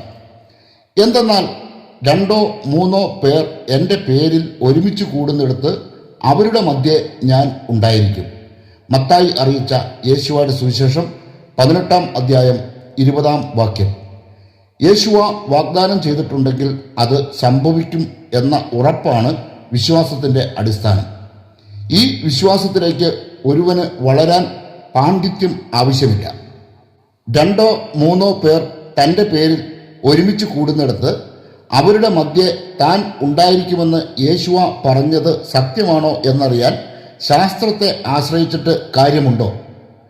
ഈ ചോദ്യത്തിനുള്ള ഉത്തരമായി ഒരു സുപ്രധാന പ്രബോധനം ശ്രദ്ധിക്കുക. വിശ്വാസം എന്നത് പ്രത്യാശിക്കുന്നവ ലഭിക്കുമെന്ന ഉറപ്പും കാണപ്പെടാത്തവ ഉണ്ട് എന്ന ബോധ്യവുമാണ്. ഇതുമൂലമാണ് പൂർവികന്മാർ അംഗീകാരത്തിന് അർഹരായത്. ലോകം ദൈവവചനത്താൽ സൃഷ്ടിക്കപ്പെട്ടതാണെന്നും അദൃശ്യമായതിൽ നിന്ന് ദൃശ്യമായത് ഉണ്ടായെന്നും വിശ്വാസം നിമിത്തം നാം അറിയുന്നു. ഹെബ്രായ ലേഖനം 11-ാം അധ്യായം 1 മുതൽ 3 വരെയുള്ള വാക്യങ്ങൾ. ഇതാണ് വിശ്വാസത്തെ സംബന്ധിക്കുന്ന അപ്പസ്തോലിക പ്രബോധനമെങ്കിൽ വിശ്വാസത്തിൽ യുക്തിക്കും ശാസ്ത്രത്തിനും എന്ത് പ്രസക്തിയാണുള്ളത്? ശാസ്ത്രത്തിനും യുക്തിക്കും അവയുടേതായ സ്ഥാനമുണ്ട്. എന്നാൽ ദൈവമനുഷ്യ ബന്ധത്തിൽ അതിന് സ്ഥാനമില്ല. ശാസ്ത്രം ഇന്നും ഇരുട്ടിൽ തപ്പുന്ന അനേകം സത്യങ്ങൾ ഈ പ്രപഞ്ചത്തിൽ തന്നെയുണ്ട്. ഓരോ കാലത്തും ഓരോ നിഗമനങ്ങളാണ് പ്രപഞ്ച സൃഷ്ടിയെ സംബന്ധിച്ച് ശാസ്ത്രത്തിനുള്ളത്. എന്നാൽ ഈ പ്രപഞ്ചത്തിൻ്റെ സൃഷ്ടാവ് തൻ്റെ സൃഷ്ടിയുടെ ചരിത്രം മോശയിലൂടെ ലോകത്തിന് വെളിപ്പെടുത്തി. ദൈവം വെളിപ്പെടുത്തിയ ഈ സത്യങ്ങളെ അസാധുവാക്കാൻ മനുഷ്യൻ നടത്തിയ ശ്രമങ്ങളെല്ലാം പരാജയപ്പെടുകയാണ് ഉണ്ടായത്. പ്രപഞ്ചത്തിന്റെ സൃഷ്ടിയെ സംബന്ധിച്ചുള്ള അന്വേഷണങ്ങളിൽ ശാസ്ത്രം പരാജയപ്പെട്ടു എന്നതുകൊണ്ട് പ്രപഞ്ചം എന്ന യാഥാർത്ഥ്യം ഇല്ലാതാകുന്നില്ല. ശാസ്ത്രത്തിന്റെ സ്ഥിരീകരണം വരെ പ്രപഞ്ചം എന്നത് യാഥാർത്ഥ്യമാണെന്ന് വിശ്വസിക്കില്ലെന്ന് വാശി പിടിക്കുന്നത് പോലെയാണ് ദൈവത്തെക്കുറിച്ച് ശാസ്ത്രീയമായി സ്ഥിരീകരണത്തിന് കാത്തിരിക്കുന്നതും. ശൗൽ നൽകിയതാണ് വിശ്വാസത്തെ സംബന്ധിക്കുന്ന യഥാർത്ഥ നിർവചനം. 75 വയസ്സ് പിന്നിട്ടപ്പോഴാണ് അബ്രാഹത്തിന് ദൈവം സന്തതിയെ വാഗ്ദാനം ചെയ്തത്. ഈ വാഗ്ദാനത്തെ അവിശ്വസിക്കാതെ 25 വർഷം കാത്തിരുന്ന അബ്രാഹമാണ് വിശ്വാസികളുടെ പിതാവ്. അബ്രാഹം ആശ്രയിച്ചത് ശാസ്ത്രത്തെ അല്ല. അതുകൊണ്ട് തന്നെ അബ്രാഹത്തിന്റെ വിശ്വാസം പിന്തുടരുന്നവർ ദൈവത്തെ അന്വേഷിക്കുന്നത് ശാസ്ത്രത്തെ ആശ്രയിച്ചാകരുത്. ബുദ്ധിയുടെയും യുക്തിയുടെയും തലങ്ങളിൽ ദൈവത്തിന്റെ അസ്തിത്വം അന്വേഷിക്കുന്നവർക്ക് ഒരിക്കലും അത് കണ്ടെത്താൻ കഴിയില്ല എന്നതിൻ്റെ ഉത്തമ ഉദാഹരണമാണ് കോൺസ്റ്റന്റൈൻ സഭകളും അഗസ്റ്റിന്റെ തിയറിയും. ക്രൈസ്തവ സഭകളുടെ നിലവിലെ ത്രിത്വ സിദ്ധാന്തത്തെ വേണമെങ്കിൽ അഗസ്റ്റീനിയനിസം എന്ന് വിളിക്കാം. വിശ്വാസത്തെ സംബന്ധിച്ച് ശൗൽ നൽകിയ പ്രബോധനവും കോൺസ്റ്റന്റൈൻ സഭകളുടെ ദൈവശാസ്ത്രവും ചേർത്ത് വെച്ച് ചിന്തിച്ചാൽ മനസ്സിലാക്കാൻ സാധിക്കുന്നത് നിക്യ വിശ്വാസ പ്രമാണത്തെ അംഗീകരിക്കുന്ന സമൂഹങ്ങൾ അപ്പസ്തോലിക സഭയുടെ ഭാഗമല്ല എന്ന സത്യമാണ്. എന്തെന്നാൽ സൃഷ്ടിയുടെ പുസ്തകത്തിലെ ആദ്യ അധ്യായങ്ങൾ യക്ഷിക്കഥയാണെന്നാണ് പ്രമുഖ കോൺസ്റ്റന്റൈൻ സഭയായ റോമൻ കത്തോലിക്ക സഭയിലെ ശാസ്ത്രികൾ പറയുന്നത്. ഈ ശാസ്ത്രികളെയോ ഇവരെ അനുഗമിക്കുന്നവരെയോ അപ്പസ്തോലിക സഭയുടെ ഭാഗമായി പരിഗണിക്കാൻ സാധിക്കില്ല. പ്രപഞ്ച സൃഷ്ടിയെ സംബന്ധിച്ച് മോശയിലൂടെ പ്രഖ്യാപിക്കപ്പെട്ട സത്യങ്ങൾ വിശ്വസിക്കാൻ ശാസ്ത്രത്തിന്റെ സാക്ഷ്യപത്രം പ്രതീക്ഷിച്ച് കാത്തിരിക്കുന്നവരെ എങ്ങനെയാണ് ദൈവത്തിന്റെ സ്ഥാനപതികളായി പരിഗണിക്കാൻ കഴിയുന്നത്? മോശയുടെ പീഠത്തിലാണ് തങ്ങൾ ഇരിക്കുന്നതെന്ന് ഒരുവന് അവകാശപ്പെടാൻ സാധിക്കണമെങ്കിൽ അവൻ മോശയിലൂടെ പ്രഖ്യാപിക്കപ്പെട്ട സത്യങ്ങളെ അംഗീകരിക്കുന്നവൻ ആയിരിക്കണം. യേശുവായുടെ പേരിൽ മുറിക്കപ്പെടുന്ന അപ്പം അവന്റെ ശരീരമായി രൂപാന്തരപ്പെടും എന്നത് വിശ്വാസ സത്യമാണ്. ഏത് ശാസ്ത്രീയതയുടെ അടിസ്ഥാനത്തിലാണ് ഈ അപ്പത്തിൽ യേശുവായുടെ ശരീരത്തിൻ്റെയും രക്തത്തിൻ്റെയും സാന്നിധ്യം അനുഭവിച്ചറിയുന്നത്? ശാസ്ത്രത്തിന് മനസ്സിലാക്കാൻ കഴിയാത്ത അനേകം കാര്യങ്ങൾ ഈ ലോകത്ത് ഉള്ളതുപോലെ ദൈവത്തിൻ്റെ പ്രവൃത്തികളിലും ശാസ്ത്രത്തെ വിസ്മയിപ്പിക്കുന്ന അനേകം സത്യങ്ങളുണ്ട്. ദൈവശാസ്ത്രജ്ഞരെന്ന് വിളിക്കപ്പെടുന്ന വ്യക്തികൾക്ക് ബൈബിളിലെ പല കാര്യങ്ങളും ഗ്രഹിക്കാൻ ഇതുവരെ കഴിഞ്ഞിട്ടില്ല. കാരണം ഇവരെ നയിക്കുന്നത് ദൈവശാസ്ത്ര പഠനങ്ങൾ മാത്രമാണ്. പഠനം പൂർത്തിയാക്കാത്ത വ്യക്തികൾ പഠിപ്പിക്കാനിറങ്ങിയാൽ എന്തായിരിക്കും അവസ്ഥയെന്ന് സാമാന്യബോധമുള്ളവർ ചിന്തിക്കണം. ആരെങ്കിലും തങ്ങളുടെ ഹൃദയ ശസ്ത്രക്രിയ നടത്തുവാൻ ഒരു മെഡിക്കൽ വിദ്യാർത്ഥിയെ സമീപിക്കുമോ? തലച്ചോറിനെ കീറി മുറിക്കാൻ തയ്യാറാകുന്നവരും പരിചയസമ്പന്നരെ മാത്രമേ സമീപിക്കൂ. അങ്ങനെയെങ്കിൽ ഹൃദയത്തെക്കാളും തലച്ചോറിനേക്കാളും എത്രയോ പ്രധാനപ്പെട്ടതാണ് നമ്മുടെ ആത്മാവ്. ഈ ആത്മാവിനെ ശുശ്രൂഷിക്കുന്നവരാകട്ടെ പഠനം പൂർത്തിയാക്കാത്ത വിദ്യാർത്ഥികളും. ഇവിടെയാണ് ഒരു പുനർവിചിന്തനം അനിവാര്യമാകുന്നത്. ദൈവശാസ്ത്രം എന്നത് പരിശുദ്ധാത്മാവിനെ ഉപേക്ഷിച്ച് സ്വന്തം യുക്തി കൊണ്ട് നടത്തുന്ന ദൈവാന്വേഷണമാണ്. അതുകൊണ്ട് തന്നെയാണ് ത്രിത്വത്തെ സംബന്ധിച്ചുള്ള സത്യത്തിൽ നിന്ന് ദൈവശാസ്ത്ര പണ്ഡിതന്മാർ അകറ്റപ്പെട്ടിരിക്കുന്നത്. അതായത് ജ്ഞാനത്തെ അവഗണിച്ച് വിജ്ഞാനത്തെ മുറുകെ പിടിച്ചിരിക്കുന്നവരാണ് ദൈവശാസ്ത്ര പണ്ഡിതന്മാർ. ഇവരെ നയിക്കുന്നത് ജ്ഞാനമായിരുന്നുവെങ്കിൽ സൃഷ്ടിയുടെ പുസ്തകത്തിലെ ആദ്യത്തെ 6 അധ്യായങ്ങൾ യക്ഷിക്കഥയാണെന്ന് പറയുമായിരുന്നില്ല. റോമൻ കത്തോലിക്ക സഭയിലെ ആചാര്യ സമൂഹം ഒന്നടങ്കം ഇന്ന് ഈ ബോധ്യത്തിലാണ് ജീവിക്കുന്നത്. ദൈവമായ യാഹ്വേ മോശയിലൂടെ അരുളി ചെയ്ത സത്യങ്ങളിൽ ഏതെങ്കിലും ഒന്ന് യക്ഷിക്കഥയായി പരിഗണിക്കുന്നവർക്ക് മറ്റെല്ലാം അങ്ങനെ തന്നെയായിരിക്കും. എന്തെന്നാൽ പരിശുദ്ധാത്മാവിനെ നിഷേധിക്കുന്നവരെ സ്ഥലജല വിഭ്രാന്തി പിടികൂടുകയും വിഗ്രഹങ്ങളുടെ മാലിന്യങ്ങളിലേക്ക് ഇവർ വശീകരിക്കപ്പെടുകയും ചെയ്യും. തങ്ങളുടെ ബുദ്ധിക്ക് അഗ്രാഹ്യമായ സത്യങ്ങളെ യക്ഷിക്കഥ എന്ന് ആക്ഷേപിക്കുന്നവരാണ് ഒരു സമൂഹത്തെ പഠിപ്പിക്കുകയും നയിക്കുകയും ചെയ്യുന്നതെങ്കിൽ ഈ സമൂഹം ദൈവിക സത്യങ്ങളിൽ നിന്ന് പൂർണ്ണമായി അകറ്റപ്പെടും. ത്രിത്വത്തിൻ്റെ യഥാർത്ഥ സത്യം വെളിപ്പെടുത്തുന്നതിന് മുൻപ് നിക്യ വിശ്വാസ പ്രമാണത്തിലെ ത്രിത്വ നിർവചനം കൂടി മനസ്സിലാക്കിയിരിക്കേണ്ടതുണ്ട്. അപ്പോൾ മാത്രമേ ദൈവശാസ്ത്ര പണ്ഡിതന്മാരുടെ ഭോഷത്വം എത്രത്തോളം ഗുരുതരമാണെന്ന് വ്യക്തമാകുകയുള്ളൂ. നിക്യ വിശ്വാസ പ്രമാണവും ത്രിത്വത്തിൻ്റെ ശാസ്ത്രീയ വിശകലനവും. ത്രിത്വത്തിൽ പിതാവ്, പുത്രൻ, പരിശുദ്ധാത്മാവ് എന്നിങ്ങനെ 3 ആളുകൾ ഉണ്ടെന്ന് പ്രഖ്യാപിക്കുന്നതാണ് നിക്യ വിശ്വാസ പ്രമാണം. നിക്യ വിശ്വാസ പ്രമാണത്തിലെ പല പദപ്രയോഗങ്ങളും സാധാരണക്കാർക്ക് പോയിട്ട് അത് പഠിപ്പിക്കുന്നവർക്ക് പോലും വ്യക്തമായി വിശദീകരിക്കാൻ കഴിയാത്തത്ര സങ്കീർണവും ദാർശനികവുമാണ്. ക്രൈസ്തവ വിശ്വാസത്തെ ഗ്രീക്ക് ദർശനങ്ങളുമായി കൂട്ടിക്കലർത്തിയതിൻ്റെ പരിണിത ഫലമാണ് ഈ ദുരൂഹത. ദൈവത്തിൻ്റെ അസ്തിത്വത്തെ മനുഷ്യൻ്റെ യുക്തി ഉപയോഗിച്ച് ശാസ്ത്രീയമായി വിശകലനം ചെയ്യാനും നിർവചിക്കാനും നിക്യ സൂനകദോസ് നടത്തിയ വിഫല ശ്രമമാണ് ഈ വിശ്വാസ പ്രമാണത്തിൽ കാണുന്നത്. വിശുദ്ധ ലിഖിതങ്ങളെക്കാൾ ഉപരിയായി ഗ്രീക്ക് ദാർശനിക ശാസ്ത്രത്തിലെ പദാവലികൾ ഇതിനായി അവർ ഉപയോഗിച്ചിരിക്കുന്നതായും നമുക്ക് കാണാം.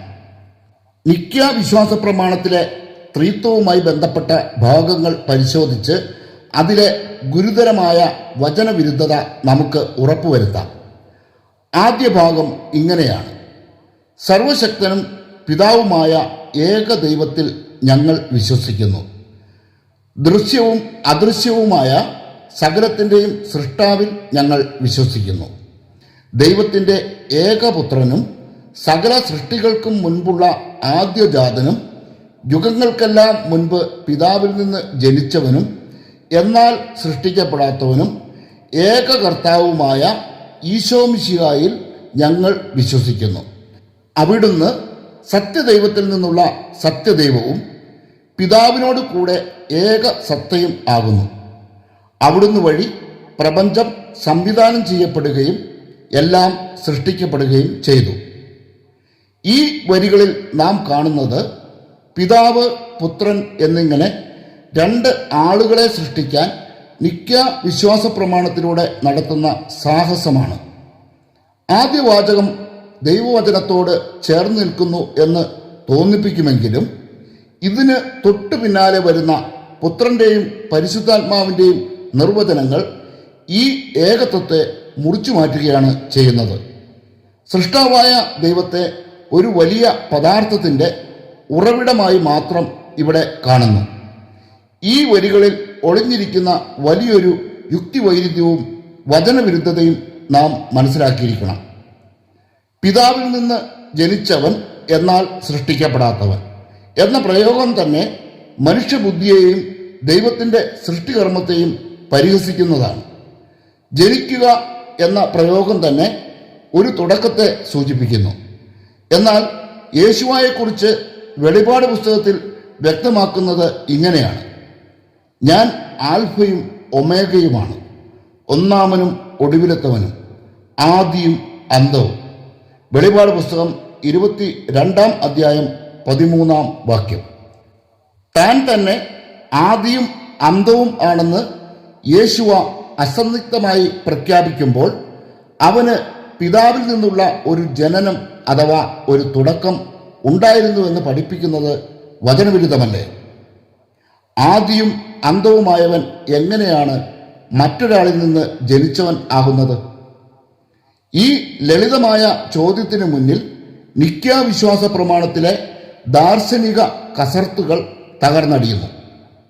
ത്രിത്വത്തെ സംബന്ധിക്കുന്ന യഥാർത്ഥ സത്യം വചനാധിഷ്ഠിതമായി മനസ്സിലാക്കുമ്പോൾ പിതാവിൽ നിന്ന് ജനിച്ച പുത്രൻ എന്ന നിക്യവാദം വിജാതീയ സ്വാധീനത്തിൻ്റെ ദുരന്തമാണെന്ന് വ്യക്തമാകും. തുടർന്ന് നാം മനസ്സിലാക്കാൻ പോകുന്നത് ആ സത്യമാണ്. അതിനു മുൻപ് നിക്യവാദത്തിലെ മറ്റു ചില തെറ്റുകൾ കൂടി ചൂണ്ടിക്കാണിക്കേണ്ടതുണ്ട്. നിക്യ വിശ്വാസ പ്രമാണത്തിലെ ഏറ്റവും ഗൗരവകരമായ പിഴവ് പിതാവിനോട് കൂടെ ഏകസത്ത എന്ന പ്രയോഗമാണ്. ദൈവത്തിൻ്റെ അസ്തിത്വത്തെ വിശുദ്ധ ലിഖിതങ്ങളുടെ അടിസ്ഥാനത്തിലല്ലാതെ ഭൗതികമായ ഒരു പദാർത്ഥം ആയി വിശകലനം ചെയ്യാനാണ് ഇവിടെ ആചാര്യന്മാർ ശ്രമിച്ചത്. ഒരു ലോഹത്തിൽ നിന്ന് മറ്റൊരു കഷ്ണം വേർപെട്ട് വരുന്നത് പോലെ, അല്ലെങ്കിൽ ഒരു ദ്രാവകത്തിൽ നിന്ന് മറ്റൊന്ന് പകരുന്നത് പോലെ ദൈവത്തെ പദാർത്ഥ വിജ്ഞാനത്തിൻ്റെ അളവുകോലുകൾ വെച്ച് നിർവചിക്കാൻ ശ്രമിക്കുന്നത് എത്രത്തോളം വലിയ അറിവുകേടാണെന്ന് നാം തിരിച്ചറിയണം. ദൈവത്തെ സത്ത എന്ന നിലയിൽ കീറിമുറിച്ച് പരിശോധിക്കാൻ ശ്രമിക്കുന്നതിലൂടെ ദൈവത്തിൻ്റെ അസ്തിത്വത്തെ ഇവർ നിഷേധിക്കുകയാണ് ചെയ്യുന്നത്. മാത്രവുമല്ല, ഏകനായ ദൈവത്തെ 3 ആൾ ആക്കിയപ്പോൾ ഏകസത്യ ദൈവത്തിൻ്റെ മനുഷ്യാവതാരമാണ് യേശുവ എന്ന സത്യത്തെ ഇവർ കൗശലപൂർവം തള്ളിക്കളഞ്ഞു. ഇനി നമുക്ക് ത്രിത്വത്തിലെ 3ാമത്തെ ആളെക്കുറിച്ച് നിക്കാ വിശ്വാസ പ്രമാണത്തിൽ എന്താണ് പ്രഖ്യാപിച്ചിരിക്കുന്നതെന്ന് നോക്കാം. പിതാവിൽ നിന്ന് പുറപ്പെടുന്ന സത്യാത്മാവും ജീവദാതാവുമായ ഏക പരിശുദ്ധ റൂഹായിലും ഞങ്ങൾ വിശ്വസിക്കുന്നു. അതായത് പിതാവിൽ നിന്ന് പുറപ്പെടുന്ന സത്യാത്മാവാണ് 3ാമത്തെ ആളെന്ന് നിക്കാ വിശ്വാസ പ്രമാണം പറയുന്നു. ദൈവത്തിൻ്റെ ആത്മാവാണ് പരിശുദ്ധാത്മാവ് എന്ന കാര്യത്തിൽ തർക്കമില്ല. എന്നാൽ ദൈവത്തിൻ്റെ ആത്മാവ് എങ്ങനെയാണ് മറ്റൊരു ആളാകുന്നത്? മനസ്സും ശരീരവും ആത്മാവും ചേരുന്നതല്ലേ ഒരാൾ? ഒരുവൻ്റെ ശരീരത്തെയും ആത്മാവിനെയും മനസ്സിനെയും വെവ്വേറെ ആളുകളായി പരിഗണിക്കുന്നതിനെ ഭോഷത്വം എന്നല്ലാതെ മറ്റെന്താണ് വിശേഷിപ്പിക്കാൻ സാധിക്കുന്നത്? ഇവിടെയാണ് നിക്കാ വിശ്വാസ പ്രമാണം അതിൻ്റെ ഭോഷത്വത്തിൻ്റെ പൂർണ്ണ രൂപത്തിൽ എത്തുന്നത്. ദൈവത്തിൻ്റെ ആത്മാവിനെ ദൈവത്തിൽ നിന്ന് അടർത്തി മാറ്റി മറ്റൊരു ആളായി പ്രതിഷ്ഠിക്കുന്നതിലൂടെ ഇവർ ദൈവത്തെ 3ആയി വിഭജിച്ചു. ഒരുവൻ്റെ ആത്മാവിനെ അവനിൽ നിന്ന് വേർപ്പെടുത്തി മറ്റൊരു വ്യക്തിയായി കാണുകയെന്നത് ചിന്തിക്കാൻ പോലും കഴിയാത്ത ഭോഷത്വമാണ്. ഒരു മൂലകത്തിൽ നിന്ന് വാതകം പുറപ്പെടുന്നത് പോലെ ദൈവത്തിൽ നിന്ന് പരിശുദ്ധാത്മാവ് പുറപ്പെടുന്നു എന്ന നിർവചനം ശാസ്ത്രീയമായി ദൈവത്തെ അപഗ്രഥിക്കാൻ നോക്കുന്നതിൻ്റെ ഭാഗമായി കാണാം. ഇത് വിജാതീയരുടെ ത്രിമൂർത്തി സങ്കല്പത്തെ ശാസ്ത്രീയമായി ക്രിസ്തീയതയിൽ സ്ഥാപിക്കാനുള്ള ഗൂഢശ്രമമായിരുന്നു. പരിശുദ്ധാത്മാവിനെ 3ാമത്തെ ആളായി അവതരിപ്പിക്കാൻ പുറപ്പെടുക എന്ന പദമാണ് ഇവർ ഉപയോഗിക്കുന്നത്. ദൈവത്തിൻ്റെ ശക്തിയെയും സാന്നിധ്യത്തെയും ഒരു പ്രത്യേക വ്യക്തിത്വമാക്കി മാറ്റിയാൽ മാത്രമേ ഗ്രീക്ക് മിത്തോളജിയിലെ സിയൂസ്, പോസൈഡോൺ, ഹാഡസ് എന്ന ത്രിമൂർത്തി സങ്കല്പം ക്രൈസ്തവതയിൽ പ്രതിഷ്ഠിക്കാൻ കഴിയുമായിരുന്നുള്ളൂ. സത്യത്തിൽ ദൈവത്തിൻ്റെ ഏകത്വത്തെ തകർക്കാൻ വേണ്ടി പൈശാചികമായി രൂപപ്പെടുത്തിയ ഒരു ശാസ്ത്രീയ ഫോർമുല മാത്രമാണ് നിക്കാ വിശ്വാസ പ്രമാണത്തിലെ ഈ 3ാം ആളത്വ നിർവചനം. അർത്ഥം ഗ്രഹിക്കാതെ ഇത് ഏറ്റുചൊല്ലുന്നവർ അറിഞ്ഞോ അറിയാതെയോ വചനവിരുദ്ധമായ ഒരു സങ്കല്പത്തെയാണ് ദൈവമായി ആരാധിക്കുന്നത്. ഗ്രീക്ക് മിത്തോളജിയിലെ ത്രിമൂർത്തികളായ സിയൂസ്, പോസൈഡോൺ, ഹാഡസ് എന്നീ സങ്കല്പങ്ങളുടെ തനി പകർപ്പാണ് നിക്കാ സൂനകദോസിൽ പ്രഖ്യാപിക്കപ്പെട്ട ത്രിത്വം എന്ന് അറിയണമെങ്കിൽ നിക്കാ സൂനകദോസിന്റെ അടിസ്ഥാനത്തിൽ വരച്ചിട്ടുള്ള ത്രിത്വത്തിന്റെ ചിത്രം പരിശോധിച്ചാൽ മതി. ഒരു വൃദ്ധനും ഒരു യുവാവും ഒരു പ്രാവും ആണ് ത്രിത്വത്തിൻ്റെതായി വരച്ച ചിത്രത്തിലുള്ളത്. ഈ ചിത്രത്തിലുള്ള വൃദ്ധനും യുവാവും കാണപ്പെടുന്നത് മനുഷ്യരൂപത്തിലാണ്. ദൈവം ഏകനാണെന്ന് സൃഷ്ടി മുതൽ വെളിപാട് വരെയുള്ള പുസ്തകങ്ങളിൽ ആവർത്തിച്ച് വ്യക്തമാക്കിയിരിക്കെ എങ്ങനെയാണ് 2 മനുഷ്യരൂപങ്ങളും ഒരു പ്രാവും ത്രിത്വത്തിൽ ഉണ്ടാകുന്നത്? അങ്ങനെയെങ്കിൽ നിക്കാ സൂനകദോസിൽ നടന്നത് പിതാവും പുത്രനും 2 ശരീരങ്ങളുള്ള 2 വ്യക്തികളാണ് എന്ന പ്രഖ്യാപനമല്ലേ?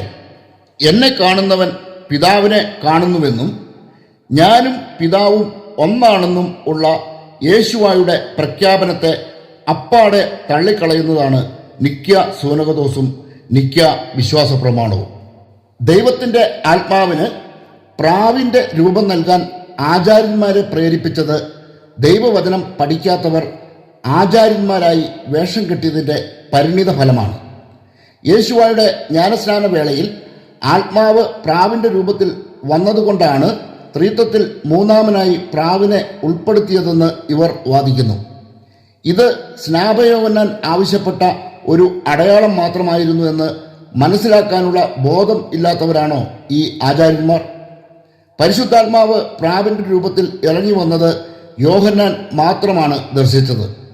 അതായത് അത് യോഹന്നാന് വ്യക്തിപരമായി നൽകപ്പെട്ട ദർശനമായിരുന്നു. യേശുവായുടെ ജ്ഞാനസ്നാനവുമായി ബന്ധപ്പെട്ട സംഭവം രേഖപ്പെടുത്തിയിരിക്കുന്നത് മത്തായി, മാർക്കോ, ലൂക്ക എന്നീ 3 സുവിശേഷകരാണ്. സുവിശേഷകനായ യോഹന്നാൻ ഈ സംഭവം രേഖപ്പെടുത്തിയിട്ടില്ലെങ്കിലും അതിനെക്കുറിച്ച് തൻ്റെ സുവിശേഷത്തിൽ വ്യക്തതയോടെ പരാമർശിച്ചിട്ടുണ്ട്. യോഹന്നാൻ രേഖപ്പെടുത്തിയത് ഇങ്ങനെയാണ്: ഞാനും ഇവനെ അറിഞ്ഞിരുന്നില്ല, എന്നാൽ ഇവനെ ഇസ്രായേലിന് വെളിപ്പെടുത്താൻ വേണ്ടിയാണ് ഞാൻ വന്ന് ജലത്താൽ സ്നാനം നൽകുന്നത്. ആത്മാവ് പ്രാവിനെ പോലെ സ്വർഗത്തിൽ നിന്ന് ഇറങ്ങി വന്ന് അവൻ്റെ മേൽ ആവസിക്കുന്നത് ഞാൻ കണ്ടു എന്ന് യോഹന്നാൻ സാക്ഷ്യപ്പെടുത്തി. ഞാൻ അവനെ അറിഞ്ഞിരുന്നില്ല, എന്നാൽ ജലം കൊണ്ട് സ്നാനം നൽകാൻ എന്നെ അയച്ചവൻ എന്നോട് പറഞ്ഞിരുന്നു, ആത്മാവ് ഇറങ്ങി വന്ന് ആരുടെ മേൽ ആവസിക്കുന്നത് നീ കാണുന്നുവോ അവനാണ് പരിശുദ്ധാത്മാവ് കൊണ്ട് സ്നാനം നൽകുന്നവൻ. ഞാൻ അത് കാണുകയും ഇവൻ ദൈവപുത്രനാണ് എന്ന് സാക്ഷ്യപ്പെടുത്തുകയും ചെയ്തിരിക്കുന്നു. യോഹന്നാൻ അറിയിച്ച യേശുവയുടെ സുവിശേഷം 1-ാം അധ്യായം 31 മുതൽ 34 വരെയുള്ള വാക്യങ്ങൾ. യേശുവായെ തിരിച്ചറിഞ്ഞ് സാക്ഷ്യപ്പെടുത്തുവാൻ സ്നാപക യോഹന്നാന് നൽകിയ അടയാളം മാത്രമാണ് പ്രാവ്. സ്നാപകൻ അല്ലാതെ മറ്റാരും ഈ പ്രാവിനെ കണ്ടില്ല. സ്വർഗത്തിൽ നിന്നുള്ള സ്വരം മറ്റാരും കേട്ടുമില്ല. ആത്മാവില്ലാത്ത ഒരു പക്ഷിയെ പരിശുദ്ധാത്മാവിൻ്റെ രൂപമായി ചിത്രീകരിക്കാൻ മുതിർന്ന ധൈര്യം വിവേകശൂന്യതയിൽ നിന്ന് ഉടലെടുത്ത ധാർഷ്ട്യം തന്നെയാണ്.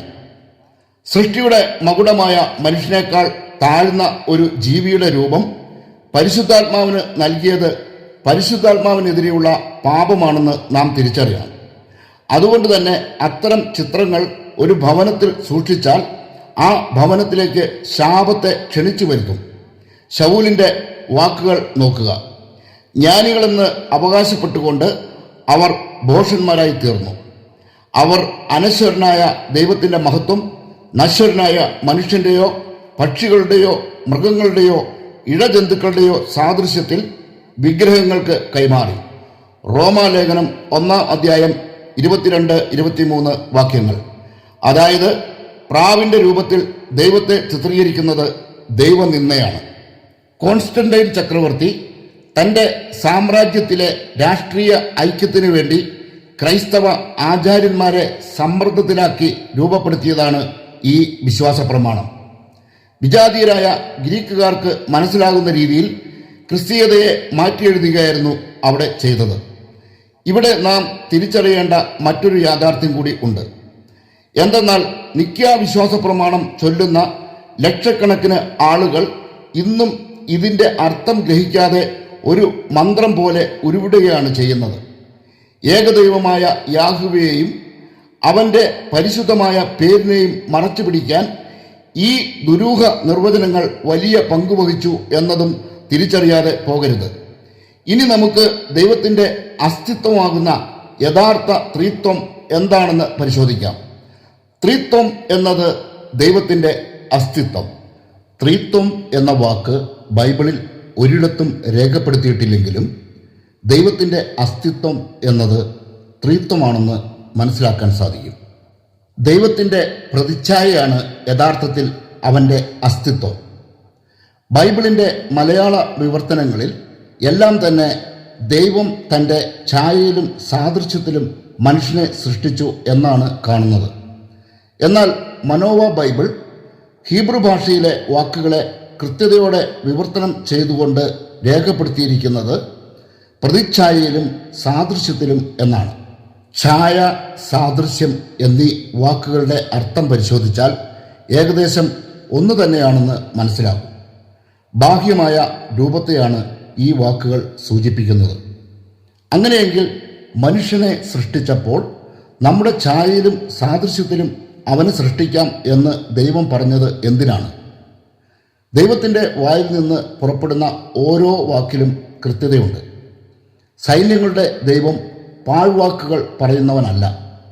ഇവിടെയാണ് വിവർത്തനത്തിൽ വന്ന പിഴവ് വലിയൊരു ദുരന്തമായി മാറുന്നത്. ഹീബ്രു മൂലത്തിലുള്ള വാക്കുകളുടെ അർത്ഥം വളരെ വ്യക്തമാണ്. ചെലേം, ദെമൂത്ത് എന്നീ വാക്കുകളാണ് ഹീബ്രു മൂലത്തിൽ നാം കാണുന്നത്. ദെമൂത്ത് എന്ന വാക്ക് സൂചിപ്പിക്കുന്നത് ബാഹ്യമായ രൂപത്തെയും ചെലേം എന്ന വാക്ക് സൂചിപ്പിക്കുന്നത് ആന്തരികമായ അസ്തിത്വത്തെയും ആണ്. അതായത് ചെലേം എന്ന വാക്കിൻ്റെ കൃത്യമായ അർത്ഥം പ്രതിച്ഛായ എന്നാണ്, ഛായ എന്നല്ല. ഛായയും പ്രതിച്ഛായയും തമ്മിൽ അർത്ഥതലങ്ങളിൽ വലിയ വ്യത്യാസമുണ്ട്. അത് ബാഹ്യമായ രൂപവും ആന്തരികമായ അസ്തിത്വവും തമ്മിലുള്ള വ്യത്യാസമാണ്. പ്രശസ്തനായ ഒരു വ്യക്തിക്കെതിരെ എന്തെങ്കിലും ആരോപണങ്ങൾ ഉയർന്നു വരുമ്പോൾ ആ വ്യക്തിയുടെ പ്രതിച്ഛായ നഷ്ടപ്പെട്ടുവെന്ന് പറയാറുണ്ട്. ഇത് ബാഹ്യമായ ഒരു മാറ്റത്തെ അല്ല സൂചിപ്പിക്കുന്നത്. ആരോപണങ്ങളിലൂടെ ഒരുവന് നഷ്ടമാകുന്നത് അവൻ്റെ മുഖസൗന്ദര്യമോ ശരീരത്തിൻ്റെ ആകൃതിയോ അല്ല, മറിച്ച് അവൻ്റെ പ്രതിച്ഛായയാണ്. അമ്മയുടെ അതേ ഛായയാണ് മകൾക്ക് ലഭിച്ചതെന്ന് പറയാറുണ്ട്. നാം കേട്ടിട്ടുള്ള മറ്റൊരു വാക്കാണ് മുഖച്ഛായ. ബാഹ്യമായ രൂപത്തെയാണ് ഇവിടെയെല്ലാം ഉദ്ദേശിക്കുന്നത്. മുഖച്ഛായയും പ്രതിച്ഛായയും ഛായ എന്ന വാക്കിൻ്റെ വ്യത്യസ്തമായ രണ്ട് തലങ്ങളാണ്. ബാഹ്യമായ രൂപത്തെയാണ് മുഖച്ഛായ എന്ന വാക്ക് പ്രതിനിധീകരിക്കുന്നതെങ്കിൽ ഒരു വ്യക്തിയുടെ അസ്തിത്വത്തെയും ഉണ്മയെയുമാണ് പ്രതിച്ഛായ എന്ന വാക്ക് പ്രതിനിധീകരിക്കുന്നത്. അതായത് ഹീബ്രു മൂലത്തിലെ ചെലേം എന്ന വാക്കിന് ഏറ്റവും ചേരുന്നത് പ്രതിച്ഛായ എന്ന മലയാള വാക്കാണ്. ഈ യാഥാർത്ഥ്യം ഉൾക്കൊണ്ടുകൊണ്ട് സൃഷ്ടിയുടെ പുസ്തകത്തിലെ വചനം നമുക്ക് പരിശോധിക്കാം. അപ്പോൾ നമുക്ക് ത്രിത്വം എന്താണെന്ന് കൂടി മനസ്സിലാകും. വചനം ഇതാണ്: ദൈവം വീണ്ടും അരുളി ചെയ്തു, നമുക്ക് നമ്മുടെ പ്രതിച്ഛായയിലും സാദൃശ്യത്തിലും മനുഷ്യനെ സൃഷ്ടിക്കാം.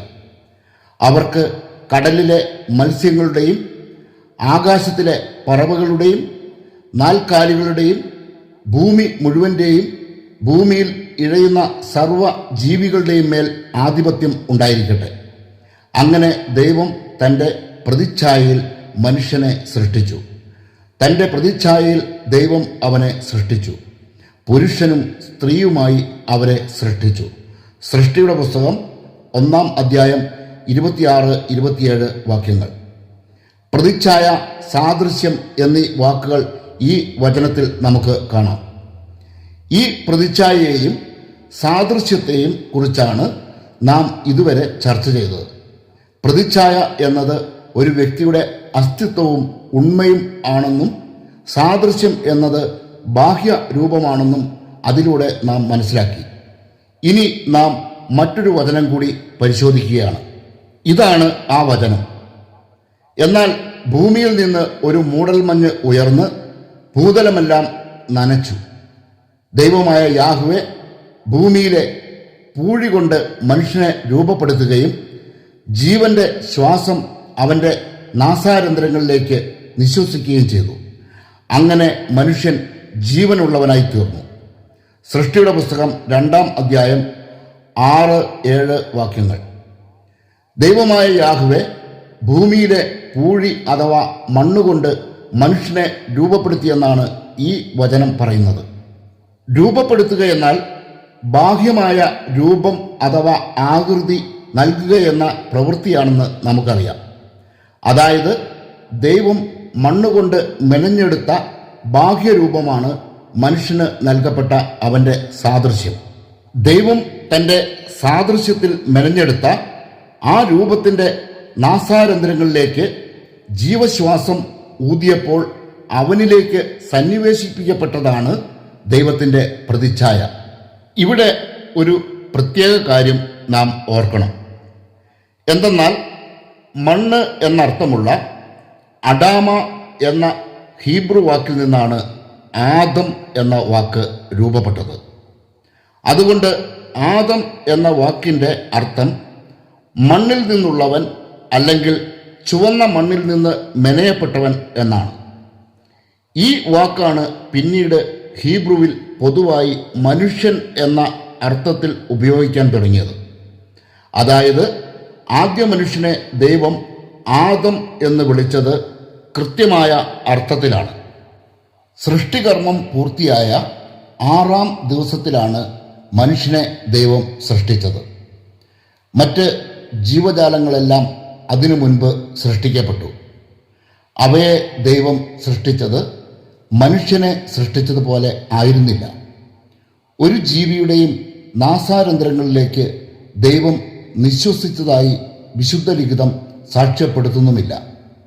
അതുമാത്രമല്ല, മനുഷ്യ സൃഷ്ടിയുടെ വേളയിലാണ് നമുക്ക് നമ്മുടെ പ്രതിച്ഛായയിലും സാദൃശ്യത്തിലും സൃഷ്ടിക്കാം എന്ന് ദൈവം അരുളി ചെയ്തതായി വിശുദ്ധ ലിഖിതം സാക്ഷ്യപ്പെടുത്തുന്നത്.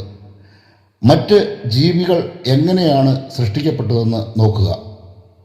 ദൈവം വീണ്ടും അരുളി ചെയ്തു, ഭൂമി എല്ലാത്തരം ജീവജാലങ്ങളെയും കന്നുകാലികൾ, ഇഴജന്തുക്കൾ, കാട്ടുമൃഗങ്ങൾ എന്നിവയെ പുറപ്പെടുവിക്കട്ടെ. അങ്ങനെ സംഭവിച്ചു. അങ്ങനെ ദൈവം എല്ലാ ഇനം കാട്ടുമൃഗങ്ങളെയും കന്നുകാലികളെയും ഇഴജന്തുക്കളെയും സൃഷ്ടിച്ചു. അവ നല്ലതെന്ന് ദൈവം കണ്ടു. സൃഷ്ടിയുടെ പുസ്തകം 1-ാം അധ്യായം 24-25 വാക്യങ്ങൾ. ഇതിൽ നിന്ന് തികച്ചും വ്യത്യസ്തമായ രീതിയിലാണ് മനുഷ്യനെ ദൈവം സൃഷ്ടിച്ചത്. മറ്റ് ജീവികളിൽ നിന്ന് മനുഷ്യനെ വ്യത്യസ്തനാക്കുന്നത് അവന് മനസ്സും ശരീരവും ആത്മാവും ഉണ്ടെന്നതാണ്. അതുതന്നെയാണ് ദൈവത്തിൻ്റെ പ്രതിച്ഛായ. നമുക്ക്, നമ്മുടെ എന്നീ പ്രയോഗങ്ങൾ വിരൽ ചൂണ്ടുന്നത് ദൈവത്തിലെ 3 ആളത്വത്തിലേക്കാണെന്ന് ചിലർ വാദിക്കാറുണ്ട്.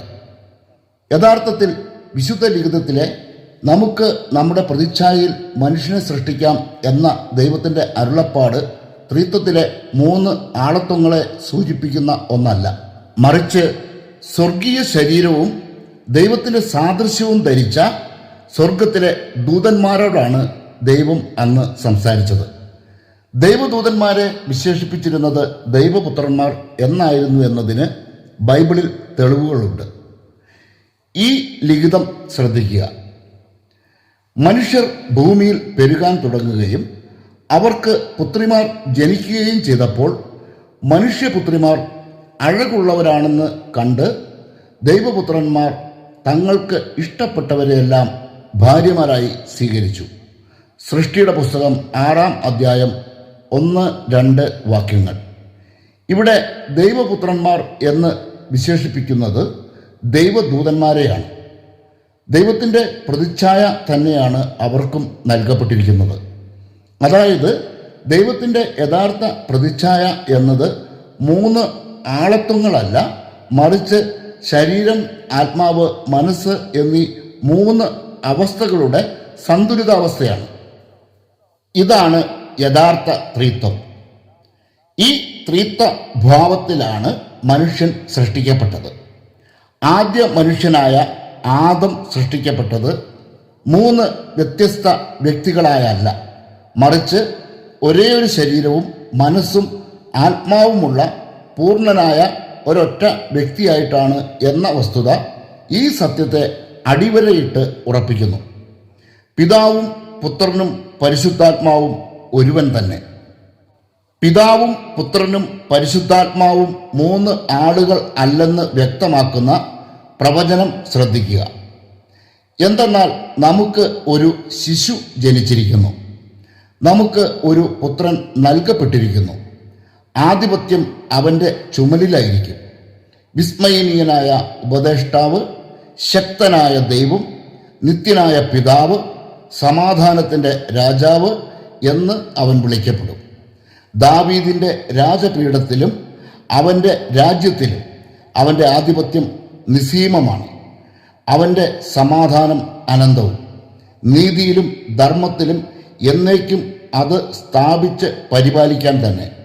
സൈന്യങ്ങളുടെ യാഹ്വയുടെ തീഷ്ണത അത് നിറവേറ്റും. യെശയ്യാഹിന്റെ പ്രവചന ഗ്രന്ഥം 9-ാം അധ്യായം 6-7 വാക്യങ്ങൾ. ഈ പ്രവചനത്തിൽ കൃത്യമായി പറയുന്നത് പോലെ പിതാവ്, പുത്രൻ, പരിശുദ്ധാത്മാവ് എന്നിങ്ങനെ വിളിക്കപ്പെടുന്നത് ദാവീദിന്റെ പുത്രനായി മനുഷ്യാവതാരം ചെയ്ത യേശുവ തന്നെയാണ്. പരിശുദ്ധാത്മാവ് എന്ന വാക്ക് ഈ പ്രവചനത്തിൽ നേരിട്ട് പരാമർശിക്കുന്നില്ലെങ്കിലും ആത്മാവിൻ്റെ വിശേഷണമായ ഉപദേഷ്ടാവ് എന്ന വാക്ക് ഇവിടെ കാണാം. വിസ്മയനീയനായ ഉപദേഷ്ടാവ് എന്ന് വിശേഷിപ്പിച്ചിരിക്കുന്നത് പരിശുദ്ധാത്മാവിനെയാണ്. ദൈവത്തിൻ്റെ ആത്മാവായ പരിശുദ്ധാത്മാവാണ് സത്യത്തെക്കുറിച്ചും നീതിയെക്കുറിച്ചും നമ്മെ പഠിപ്പിക്കുന്നത്. യേശുവായുടെ പ്രബോധനം ശ്രദ്ധിക്കുക.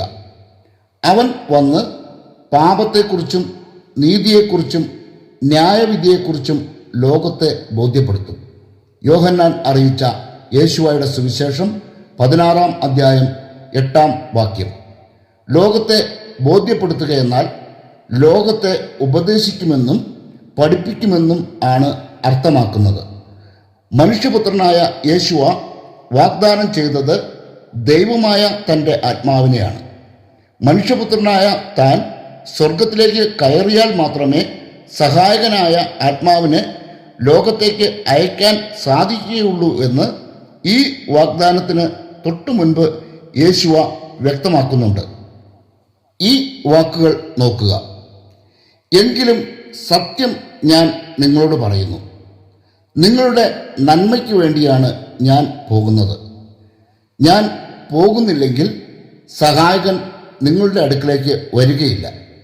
ഞാൻ പോയാൽ അവനെ നിങ്ങളുടെ അടുക്കിലേക്ക് ഞാൻ അയക്കും.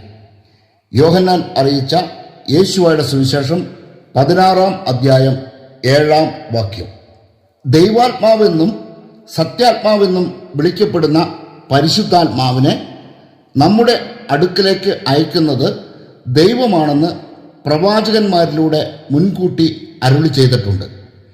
ഈ പ്രവചനം ശ്രദ്ധിക്കുക. അന്ന് ഇങ്ങനെ സംഭവിക്കും: എല്ലാവരുടെയും മേൽ എൻ്റെ ആത്മാവിനെ ഞാൻ വർഷിക്കും. നിങ്ങളുടെ പുത്രന്മാരും പുത്രിമാരും പ്രവചിക്കും. നിങ്ങളുടെ വൃദ്ധന്മാർ സ്വപ്നങ്ങൾ കാണും. യുവാക്കൾക്ക് ദർശനങ്ങൾ ഉണ്ടാവും. ആ നാളുകളിൽ എൻ്റെ ദാസന്മാരുടെയും ദാസിമാരുടെയും മേൽ എൻ്റെ ആത്മാവിനെ ഞാൻ വർഷിക്കും. യോയേൽ പ്രവചനം 2-ാം അധ്യായം 28-29 വാക്യങ്ങൾ. ഇതുമായി ബന്ധപ്പെട്ട അനേകം പ്രവചനങ്ങൾ ബൈബിളിൽ വേറെയുമുണ്ട്. എന്നാൽ മനുഷ്യപുത്രനായിരുന്നപ്പോൾ യേശുവ പ്രഖ്യാപിച്ചത് സഹായകനായ പരിശുദ്ധാത്മാവിനെ നിങ്ങൾക്ക് വേണ്ടി അയക്കുന്നത് താനാണെന്നാണ്. മാത്രവുമല്ല, താൻ സ്വർഗത്തിലേക്ക് പോകുന്നില്ലെങ്കിൽ സഹായകൻ നിങ്ങളുടെ അടുക്കിലേക്ക് വരികയില്ലെന്നും അവൻ വ്യക്തമാക്കി. ഇതിൽ നിന്ന് നാം മനസ്സിലാക്കേണ്ടത്, മനുഷ്യപുത്രൻ സ്വർഗത്തിലേക്ക് തിരികെ പ്രവേശിക്കുന്നതോടെ അനാദിയിലെ താൻ ആയിരുന്ന ദൈവിക പദവിയിലേക്ക് കൂടിയാണ് തിരികെ പ്രവേശിക്കുന്നത് എന്നാണ്. താൻ അയക്കുന്ന സത്യാത്മാവിനെക്കുറിച്ചുള്ള യേശുവായുടെ പ്രഖ്യാപനം നോക്കുക. സത്യാത്മാവ് വരുമ്പോൾ നിങ്ങളെ സത്യത്തിൻ്റെ പൂർണ്ണതയിലേക്ക് നയിക്കും. യോഹന്നാൻ അറിയിച്ച യേശുവായുടെ സുവിശേഷം 16-ാം അധ്യായം 13-ാം വാക്യം. യേശുവായുടെ ഈ വാക്കുകളെയും പ്രവാചക ലിഖിതങ്ങളെയും ചേർത്ത് വെച്ച് നാം ഒരു സത്യം മനസ്സിലാക്കണം. എന്തെന്നാൽ പുരാതന കാലത്ത് പൂർവ്വപിതാക്കന്മാരോട് സംസാരിച്ച അതേ ദൈവം തന്നെയാണ് കാലസമ്പൂർണതയിൽ മനുഷ്യപുത്രനായി അവതരിച്ച യേശുവ എന്നും സ്വർഗാരോഹണത്തിന് ശേഷം അവൻ തൻ്റെ അനന്തമായ ദൈവിക മഹിമയിലേക്ക് പ്രവേശിച്ചു എന്നും മനസ്സിലാക്കുമ്പോഴാണ് ത്രിത്വത്തിൻ്റെ യഥാർത്ഥ രഹസ്യം നമുക്ക് തിരിച്ചറിയാൻ സാധിക്കുന്നത്. ദൈവം തൻ്റെ ദൈവികത സ്വർഗത്തിൽ നിലനിർത്തിക്കൊണ്ട് ഭൂമിയിൽ മനുഷ്യനായി അവതരിച്ചതാണ് യേശുവ മിശിഹാഹ്.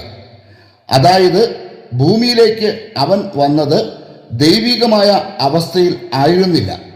ഈ സത്യം കൃത്യതയോടെ വ്യാഖ്യാനിച്ചത് അപ്പസ്തോലനായ ശൗൽ ആയിരുന്നു. ശൗലിൻ്റെ പ്രഖ്യാപനം ശ്രദ്ധിക്കുക. ദൈവത്തിൻ്റെ അവസ്ഥയിലായിരുന്നിട്ടും അവൻ ദൈവവുമായുള്ള തുല്യത നിലനിർത്തേണ്ടത് ഒരു കാര്യമായി പരിഗണിച്ചില്ല. തന്നെ ശൂന്യനാക്കിക്കൊണ്ട് ദാസന്റെ അവസ്ഥ സ്വീകരിച്ച് മനുഷ്യരുടെ സാദൃശ്യത്തിൽ ആയിത്തീർന്ന് അവസ്ഥയിൽ മനുഷ്യനെപ്പോലെ കാണപ്പെട്ടു. മരണം വരെ, അതെ കുരിശുമരണം വരെ അനുസരണയുള്ളവനായി തന്നെ താഴ്ത്തി.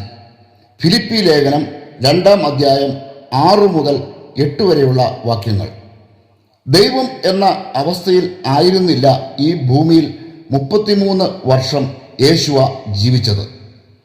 എന്തെന്നാൽ ദൈവം എന്ന യഥാർത്ഥ അവസ്ഥയിൽ ആയിരിക്കുമ്പോൾ അവന് മരണത്തിലൂടെ പരിഹാരം ചെയ്യാൻ സാധിക്കുമായിരുന്നില്ല. ഈ വെളിപ്പെടുത്തൽ ശ്രദ്ധിക്കുക. മരണത്തെ ആശ്ലേഷിക്കാനായി ദൂതന്മാരെക്കാൾ അല്പം താഴ്ത്തപ്പെട്ടവനായ യേശുവ മരണത്തിന് അധീനനാവുകയും മഹത്വത്തിൻ്റെയും ബഹുമാനത്തിൻ്റെയും കിരീടം അണിഞ്ഞവനായി കാണപ്പെടുകയും ചെയ്തു. ഹെബ്രായ ലേഖനം 2-ാം അധ്യായം 9-ാം വാക്യം. മരണം വരെ യേശുവ ജീവിച്ചത് ദൈവദൂതന്മാരെക്കാൾ അല്പം താഴ്ത്തപ്പെട്ട പരിപൂർണ മനുഷ്യനായാണ് എന്നും മരണാനന്തരം അവൻ മഹത്വത്തിൻ്റെയും ബഹുമാനത്തിൻ്റെയും കിരീടം അണിഞ്ഞവനായി കാണപ്പെട്ടുവെന്നുമാണ് ശൗൽ ഇവിടെ വ്യക്തമാക്കിയത്. സ്വർഗത്തിൽ അവൻ തിരികെ പ്രവേശിച്ചത് തൻ്റെ ദൈവീകമായ പൂർവാവസ്ഥയിലേക്കായിരുന്നു. ഈ വെളിപ്പെടുത്തൽ നോക്കുക. ആകയാൽ ദൈവം അവനെ അത്യധികം ഉയർത്തി, എല്ലാ പേരുകൾക്കും ഉപരിയായ പേര് നൽകുകയും ചെയ്തു. ഇത് യേശുവായുടെ പേരിന് മുമ്പിൽ സ്വർഗത്തിലും ഭൂമിയിലും പാതാളത്തിലുമുള്ള സകലരും മുട്ടുകൾ മടക്കുന്നതിനും യേശുവ മിശിഹാഹ് നാഥനാണെന്ന് പിതാവായ ദൈവത്തിൻ്റെ മഹത്വത്തിനായി എല്ലാ നാവുകളും ഏറ്റുപറയുന്നതിനും വേണ്ടിയാണ്. ഫിലിപ്പി ലേഖനം 2-ാം അധ്യായം 9 മുതൽ 11 വരെയുള്ള വാക്യങ്ങൾ. ഈ വെളിപ്പെടുത്തലിൽ നിന്ന് എന്താണ് നാം മനസ്സിലാക്കേണ്ടത്? യേശുവ ഈ ഭൂമിയിൽ പരിപൂർണ മനുഷ്യനായി ജീവിച്ചപ്പോൾ പിതാവേ എന്ന് വിളിച്ചത് താൻ സ്വർഗത്തിൽ നിലനിർത്തിയിരിക്കുന്ന ദൈവികതയെ ആയിരുന്നു. ആ കാലയളവിൽ അവൻ ദൂതന്മാരെക്കാൾ താഴ്ത്തപ്പെട്ടവനും മനുഷ്യൻ്റേതായ എല്ലാ വികാരങ്ങളും ഉള്ളവനും ആയിരുന്നുവെങ്കിലും അവൻ ഒരിക്കലും പാപം ചെയ്തില്ല. അവൻ ജനിച്ചതും പാപമില്ലാത്തവനായാണ്. ഭൂമിയിൽ മനുഷ്യനായിരുന്നപ്പോൾ അവൻ പൂർണ്ണമായും സ്വർഗത്തിലെ ദൈവത്തിന് വിധേയനും അനുസരണമുള്ളവനും ആയിരുന്നു. ആകയാൽ ദൈവം അവനെ അത്യധികം ഉയർത്തി. ആ ഉയർത്തൽ ദൈവികമായ അവസ്ഥയിലേക്കുള്ള പുനഃപ്രവേശമായിരുന്നു. അതിനുശേഷം സ്വർഗത്തിൽ അവനല്ലാതെ മറ്റൊരു ദൈവമോ മറ്റൊരു അധികാര സ്ഥാനമോ ഉണ്ടായിട്ടില്ല.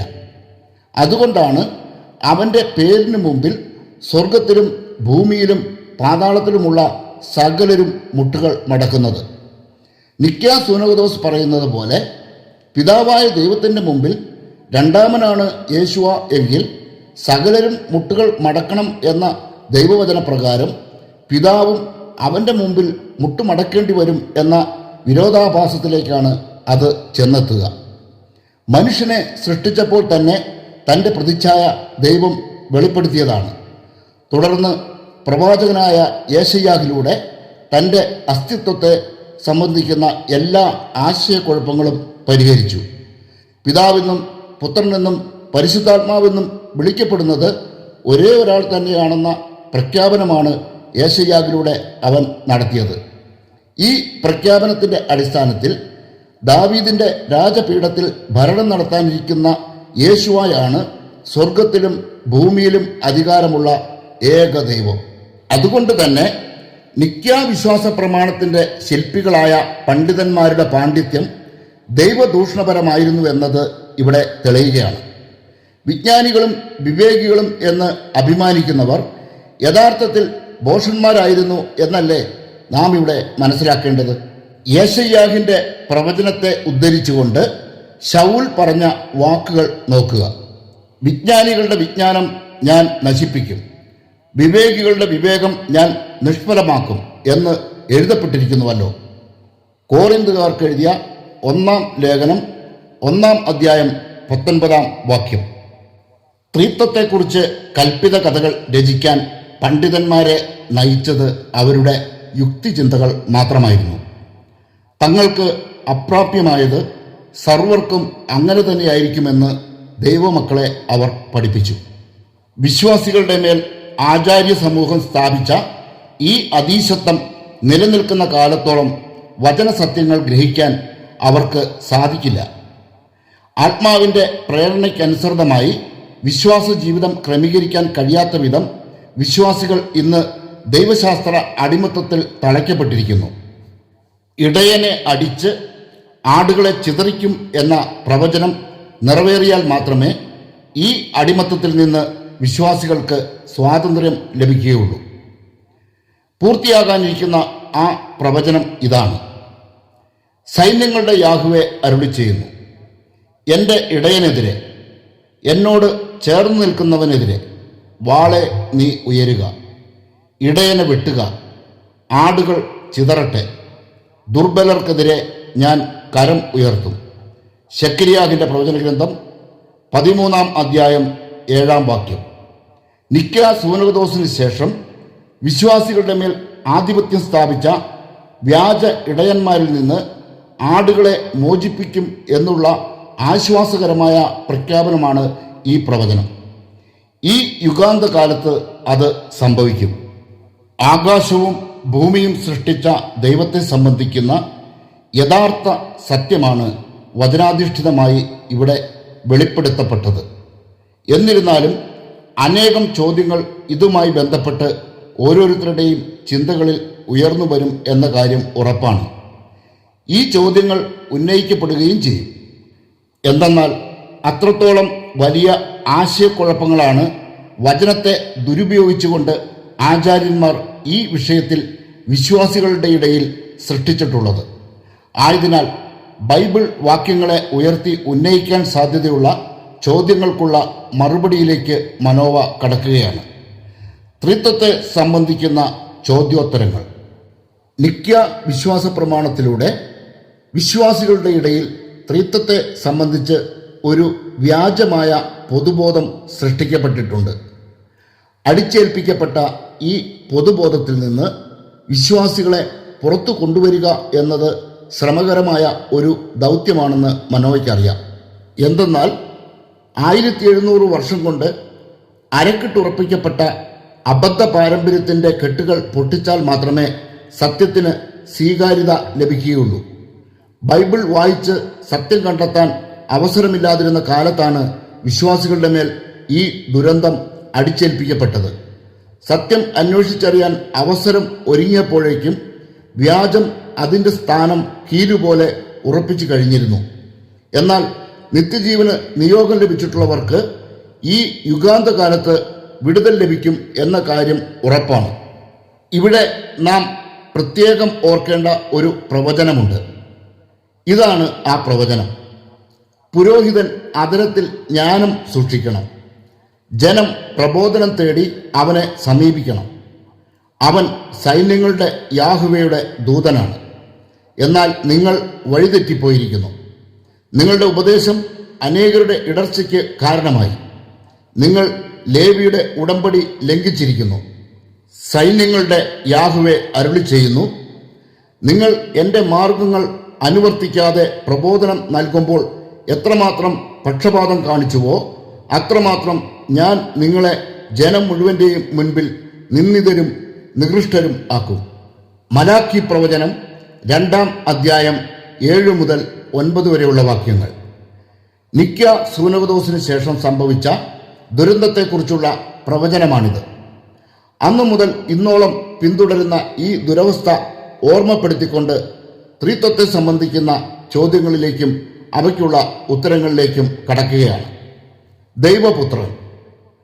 ദൈവപുത്രൻ, അത്യുന്നതൻ്റെ പുത്രൻ എന്നിങ്ങനെ ബൈബിളിൽ പരാമർശിക്കപ്പെടുകയും ഇവൻ എൻ്റെ പ്രിയപുത്രൻ എന്ന് യേശുവായെക്കുറിച്ച് സ്വർഗത്തിലെ ദൈവം സാക്ഷ്യപ്പെടുത്തുകയും ചെയ്തിട്ടുള്ളത് ചൂണ്ടിക്കാണിച്ച് ത്രിമൂർത്തിവാദികൾ തങ്ങളുടെ വാദത്തെ സാധൂകരിക്കാൻ ശ്രമിക്കാറുണ്ട്. എന്താണ് ഇവിടെ നാം മനസ്സിലാക്കേണ്ടത്? അത്യുന്നതന്റെ പുത്രൻ എന്ന് ബൈബിളിൽ ആദ്യമായി പരാമർശിക്കപ്പെട്ടിരിക്കുന്ന വചനം ഇതാണ്: നീ ഗർഭം ധരിച്ച് ഒരു പുത്രനെ പ്രസവിക്കും, നീ അവന് യേശുവ എന്ന് പേരിടണം, അവൻ വലിയവനായിരിക്കും, അത്യുന്നതന്റെ പുത്രൻ എന്ന് വിളിക്കപ്പെടും. അവൻ്റെ പിതാവായ ദാവീദിന്റെ രാജപീഠം ദൈവമായ യാഹ്വേ അവന് കൊടുക്കും. ലൂക്ക അറിയിച്ച യേശുവയുടെ സുവിശേഷം 1-ാം അധ്യായം 31-32 വാക്യങ്ങൾ. ഇവിടെ അത്യുന്നതന്റെ പുത്രൻ എന്ന് യേശുവായെ വിശേഷിപ്പിക്കുന്നുണ്ട്. ഇവൻ എൻ്റെ പ്രിയപുത്രൻ എന്ന് സാക്ഷ്യപ്പെടുത്തുന്ന ഭാഗം കൂടി വായിച്ചതിന് ശേഷം വിശദമായ മറുപടിയിലേക്ക് കടക്കാം. ഇവൻ എൻ്റെ പ്രിയപുത്രൻ എന്ന് 2 തവണയാണ് യേശുവായെ സ്വർഗം സാക്ഷ്യപ്പെടുത്തുന്നത്. ആദ്യത്തെ സാക്ഷ്യം ഇതാണ്: ഇവൻ എൻ്റെ പ്രിയപുത്രൻ, ഇവനിൽ ഞാൻ സംപ്രീതൻ എന്ന് ഒരു സ്വരം സ്വർഗത്തിൽ നിന്ന് കേട്ടു. മത്തായി അറിയിച്ച യേശുവയുടെ സുവിശേഷം 3-ാം അധ്യായം 17-ാം വാക്യം. ഈ സ്വരം കേട്ടത് സ്നാപക യോഹന്നാൻ ആയിരുന്നു. താബോർ മലയിൽ വച്ച് ശിഷ്യന്മാരായ കേഫായും യാക്കോബും യോഹന്നാനും കേട്ടതുകൂടി ശ്രദ്ധിക്കുക. അവൻ സംസാരിച്ചു കൊണ്ടിരിക്കുമ്പോൾ ശോഭയേറിയ ഒരു മേഘം വന്ന് അവരെ ആവരണം ചെയ്തു. മേഘത്തിൽ നിന്ന് ഇങ്ങനെ ഒരു സ്വരമുണ്ടായി: ഇവൻ എൻ്റെ പ്രിയപുത്രൻ, ഇവനിൽ ഞാൻ പ്രസാദിച്ചിരിക്കുന്നു, ഇവൻ്റെ വാക്ക് ശ്രവിക്കുവിൻ. മത്തായി അറിയിച്ച യേശുവയുടെ സുവിശേഷം 17-ാം അധ്യായം 5-ാം വാക്യം. ദൈവപുത്രൻ എന്ന് യേശുവ വിളിക്കപ്പെടുന്നത് അവൻ ദൈവപുത്രനായതുകൊണ്ട് തന്നെയാണ്. എന്നാൽ ദൈവപുത്രന്മാരിൽ ആരെങ്കിലും ദൈവമാണെന്ന് പറയാൻ കഴിയില്ല. ഈ സത്യം മനസ്സിലാക്കണമെങ്കിൽ ആദ്യ മനുഷ്യനായ ആദത്തിൽ നിന്ന് പഠനം ആരംഭിക്കണം. ആദം ദൈവത്തിൻ്റെ പുത്രനായിരുന്നുവെന്ന് ബൈബിൾ വായിച്ചിട്ടുള്ള നാം എല്ലാവരും മനസ്സിലാക്കിയിട്ടുണ്ട്. ആദം ദൈവപുത്രനാണെന്നും ആദത്തിൻ്റെ പിതാവ് ദൈവമാണെന്നും സ്ഥിരീകരിക്കുന്ന വെളിപ്പെടുത്തൽ നോക്കുക. കൈനാൻ ഏനോസിൻ്റെയും ഏനോസ് സേത്തിൻ്റെയും സേത്ത് ആദത്തിൻ്റെയും പുത്രനായിരുന്നു. ആദം ദൈവത്തിൻ്റേതുമായിരുന്നു. ലൂക്ക അറിയിച്ച യേശുവയുടെ സുവിശേഷം 3-ാം അധ്യായം 38-ാം വാക്യം. ആദം ദൈവത്തിൻ്റെ പുത്രനാണ് എന്നതിന് വേറെ തെളിവ് ആവശ്യമുണ്ടോ? ആദത്തിന് മുൻപ് മനുഷ്യരാരും ഈ ഭൂമിയിൽ ഉണ്ടായിരുന്നില്ല.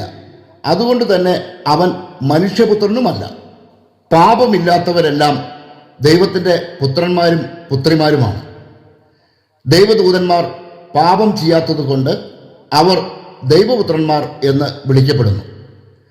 അവരെക്കുറിച്ച് ബൈബിൾ പറയുന്നത് ഇങ്ങനെയാണ്: പ്രഭാത നക്ഷത്രങ്ങൾ ഗീതങ്ങൾ ആലപിക്കുകയും ദൈവപുത്രന്മാർ സന്തോഷിച്ചാർക്കുകയും ചെയ്തപ്പോൾ അതിൻ്റെ അടിസ്ഥാനങ്ങൾ ഏതിന്മേൽ ഉറപ്പിക്കപ്പെട്ടു. അതിന് മൂലക്കല്ലിട്ടതും ആർ. ഇയ്യോബിൻ്റെ പുസ്തകം 38-ാം അധ്യായം 7-ാം വാക്യം. ദൈവപുത്രന്മാർ എന്ന് ഇവിടെ പറഞ്ഞിരിക്കുന്നത് ദൈവദൂതന്മാരെ കുറിച്ചാണ്. മറ്റൊരു വെളിപ്പെടുത്തൽ ശ്രദ്ധിക്കുക. മനുഷ്യർ ഭൂമിയിൽ പെരുകാൻ തുടങ്ങുകയും അവർക്ക് പുത്രിമാർ ജനിക്കുകയും ചെയ്തപ്പോൾ മനുഷ്യപുത്രിമാർ അഴകുള്ളവരാണെന്ന് കണ്ട് ദൈവപുത്രന്മാർ തങ്ങൾക്ക് ഇഷ്ടപ്പെട്ടവരെയെല്ലാം ഭാര്യമാരായി സ്വീകരിച്ചു. സൃഷ്ടിയുടെ പുസ്തകം 6-ാം അധ്യായം 1-2 വാക്യങ്ങൾ. ദൈവപുത്രന്മാർ എന്ന് ഇവിടെ പരാമർശിച്ചിരിക്കുന്നതും ദൈവദൂതന്മാരെ കുറിച്ചാണെന്ന് വ്യക്തം. ദൈവപുത്രന്മാരായിരുന്ന ദൂതന്മാരിൽ ചിലർ പാപം ചെയ്തപ്പോഴാണ് അവർക്ക് ദൈവപുത്രസ്ഥാനവും സ്വർഗവും നഷ്ടമായത്. ആദം സൃഷ്ടിക്കപ്പെട്ടത് പാപത്തോടെ ആയിരുന്നില്ലെന്ന് നമുക്കറിയാം. ദൈവത്തിൽ നിന്ന് ജനിച്ചവനും പാപമില്ലാത്തവനും ആയിരുന്ന ആദം പിന്നീട് പാപം ചെയ്യുകയും അതുവഴി ദൈവപുത്രസ്ഥാനം അവൻ നഷ്ടമാക്കുകയും ചെയ്തു. ആദത്തിൻ്റെ പാപം അവൻ്റെ തലമുറയെ മുഴുവൻ ഗ്രസിച്ചതിനാൽ സകല മനുഷ്യർക്കും ദൈവമക്കളുടെ പദവി നഷ്ടമായി. എന്നാൽ 1-ാം ആദത്തിൻ്റെ അനുസരണക്കേടിൻ്റെ പരിണിത ഫലമായി നഷ്ടമായ ദൈവമക്കളുടെ പദവി രണ്ടാം ആദമായ യേശുവയുടെ അനുസരണത്തിലൂടെ വീണ്ടെടുക്കപ്പെട്ടു. അതിനുവേണ്ടിയാണ് യേശുവ മനുഷ്യപുത്രനായി ഈ ഭൂമിയിലേക്ക് ഇറങ്ങി വന്നത്. ഈ വെളിപ്പെടുത്തൽ ശ്രദ്ധിക്കുക. കണ്ടാലും എത്ര വലിയ സ്നേഹമാണ് പിതാവ് നമ്മോട് കാണിച്ചത്. ദൈവമക്കളെന്ന് നാം വിളിക്കപ്പെടുന്നു. നാം അങ്ങനെയാണ് താനും. ലോകം നമ്മെ അറിയുന്നില്ല, കാരണം അത് അവനെ അറിഞ്ഞിട്ടില്ല. പ്രിയപ്പെട്ടവരെ, നാം ഇപ്പോൾ ദൈവത്തിൻ്റെ മക്കളാണ്. യോഹന്നാൻ്റെ 1-ാം ലേഖനം 3-ാം അധ്യായം 1-2 വാക്യങ്ങൾ. നാം ഇപ്പോൾ ദൈവത്തിൻ്റെ മക്കളാണ് എന്ന് പറഞ്ഞതിൽ നിന്ന് മുൻപ് അങ്ങനെ ആയിരുന്നില്ലെന്ന് മനസ്സിലാക്കാം. അതായത് യേശുവയുടെ പേരിൽ വിശ്വസിച്ച് സ്നാനം സ്വീകരിക്കുന്നവർക്ക് മാത്രം ലഭിക്കുന്നതാണ് ദൈവമക്കൾ എന്ന പദവി. ഈ വചനം നോക്കുക. എന്നാൽ അവനെ സ്വീകരിച്ചവർക്കെല്ലാം, അവൻ്റെ പേരിൽ വിശ്വസിക്കുന്നവർക്കെല്ലാം ദൈവമക്കളാകാൻ അവൻ അധികാരം നൽകി. യോഹന്നാൻ അറിയിച്ച യേശുവയുടെ സുവിശേഷം 1-ാം അധ്യായം 12-ാം വാക്യം. ദൈവപുത്രൻ എന്ന പദവി ലഭിക്കുന്നതിലൂടെ ആരും ദൈവമാകുന്നില്ല. ഈ വെളിപ്പെടുത്തൽ ശ്രദ്ധിക്കുക.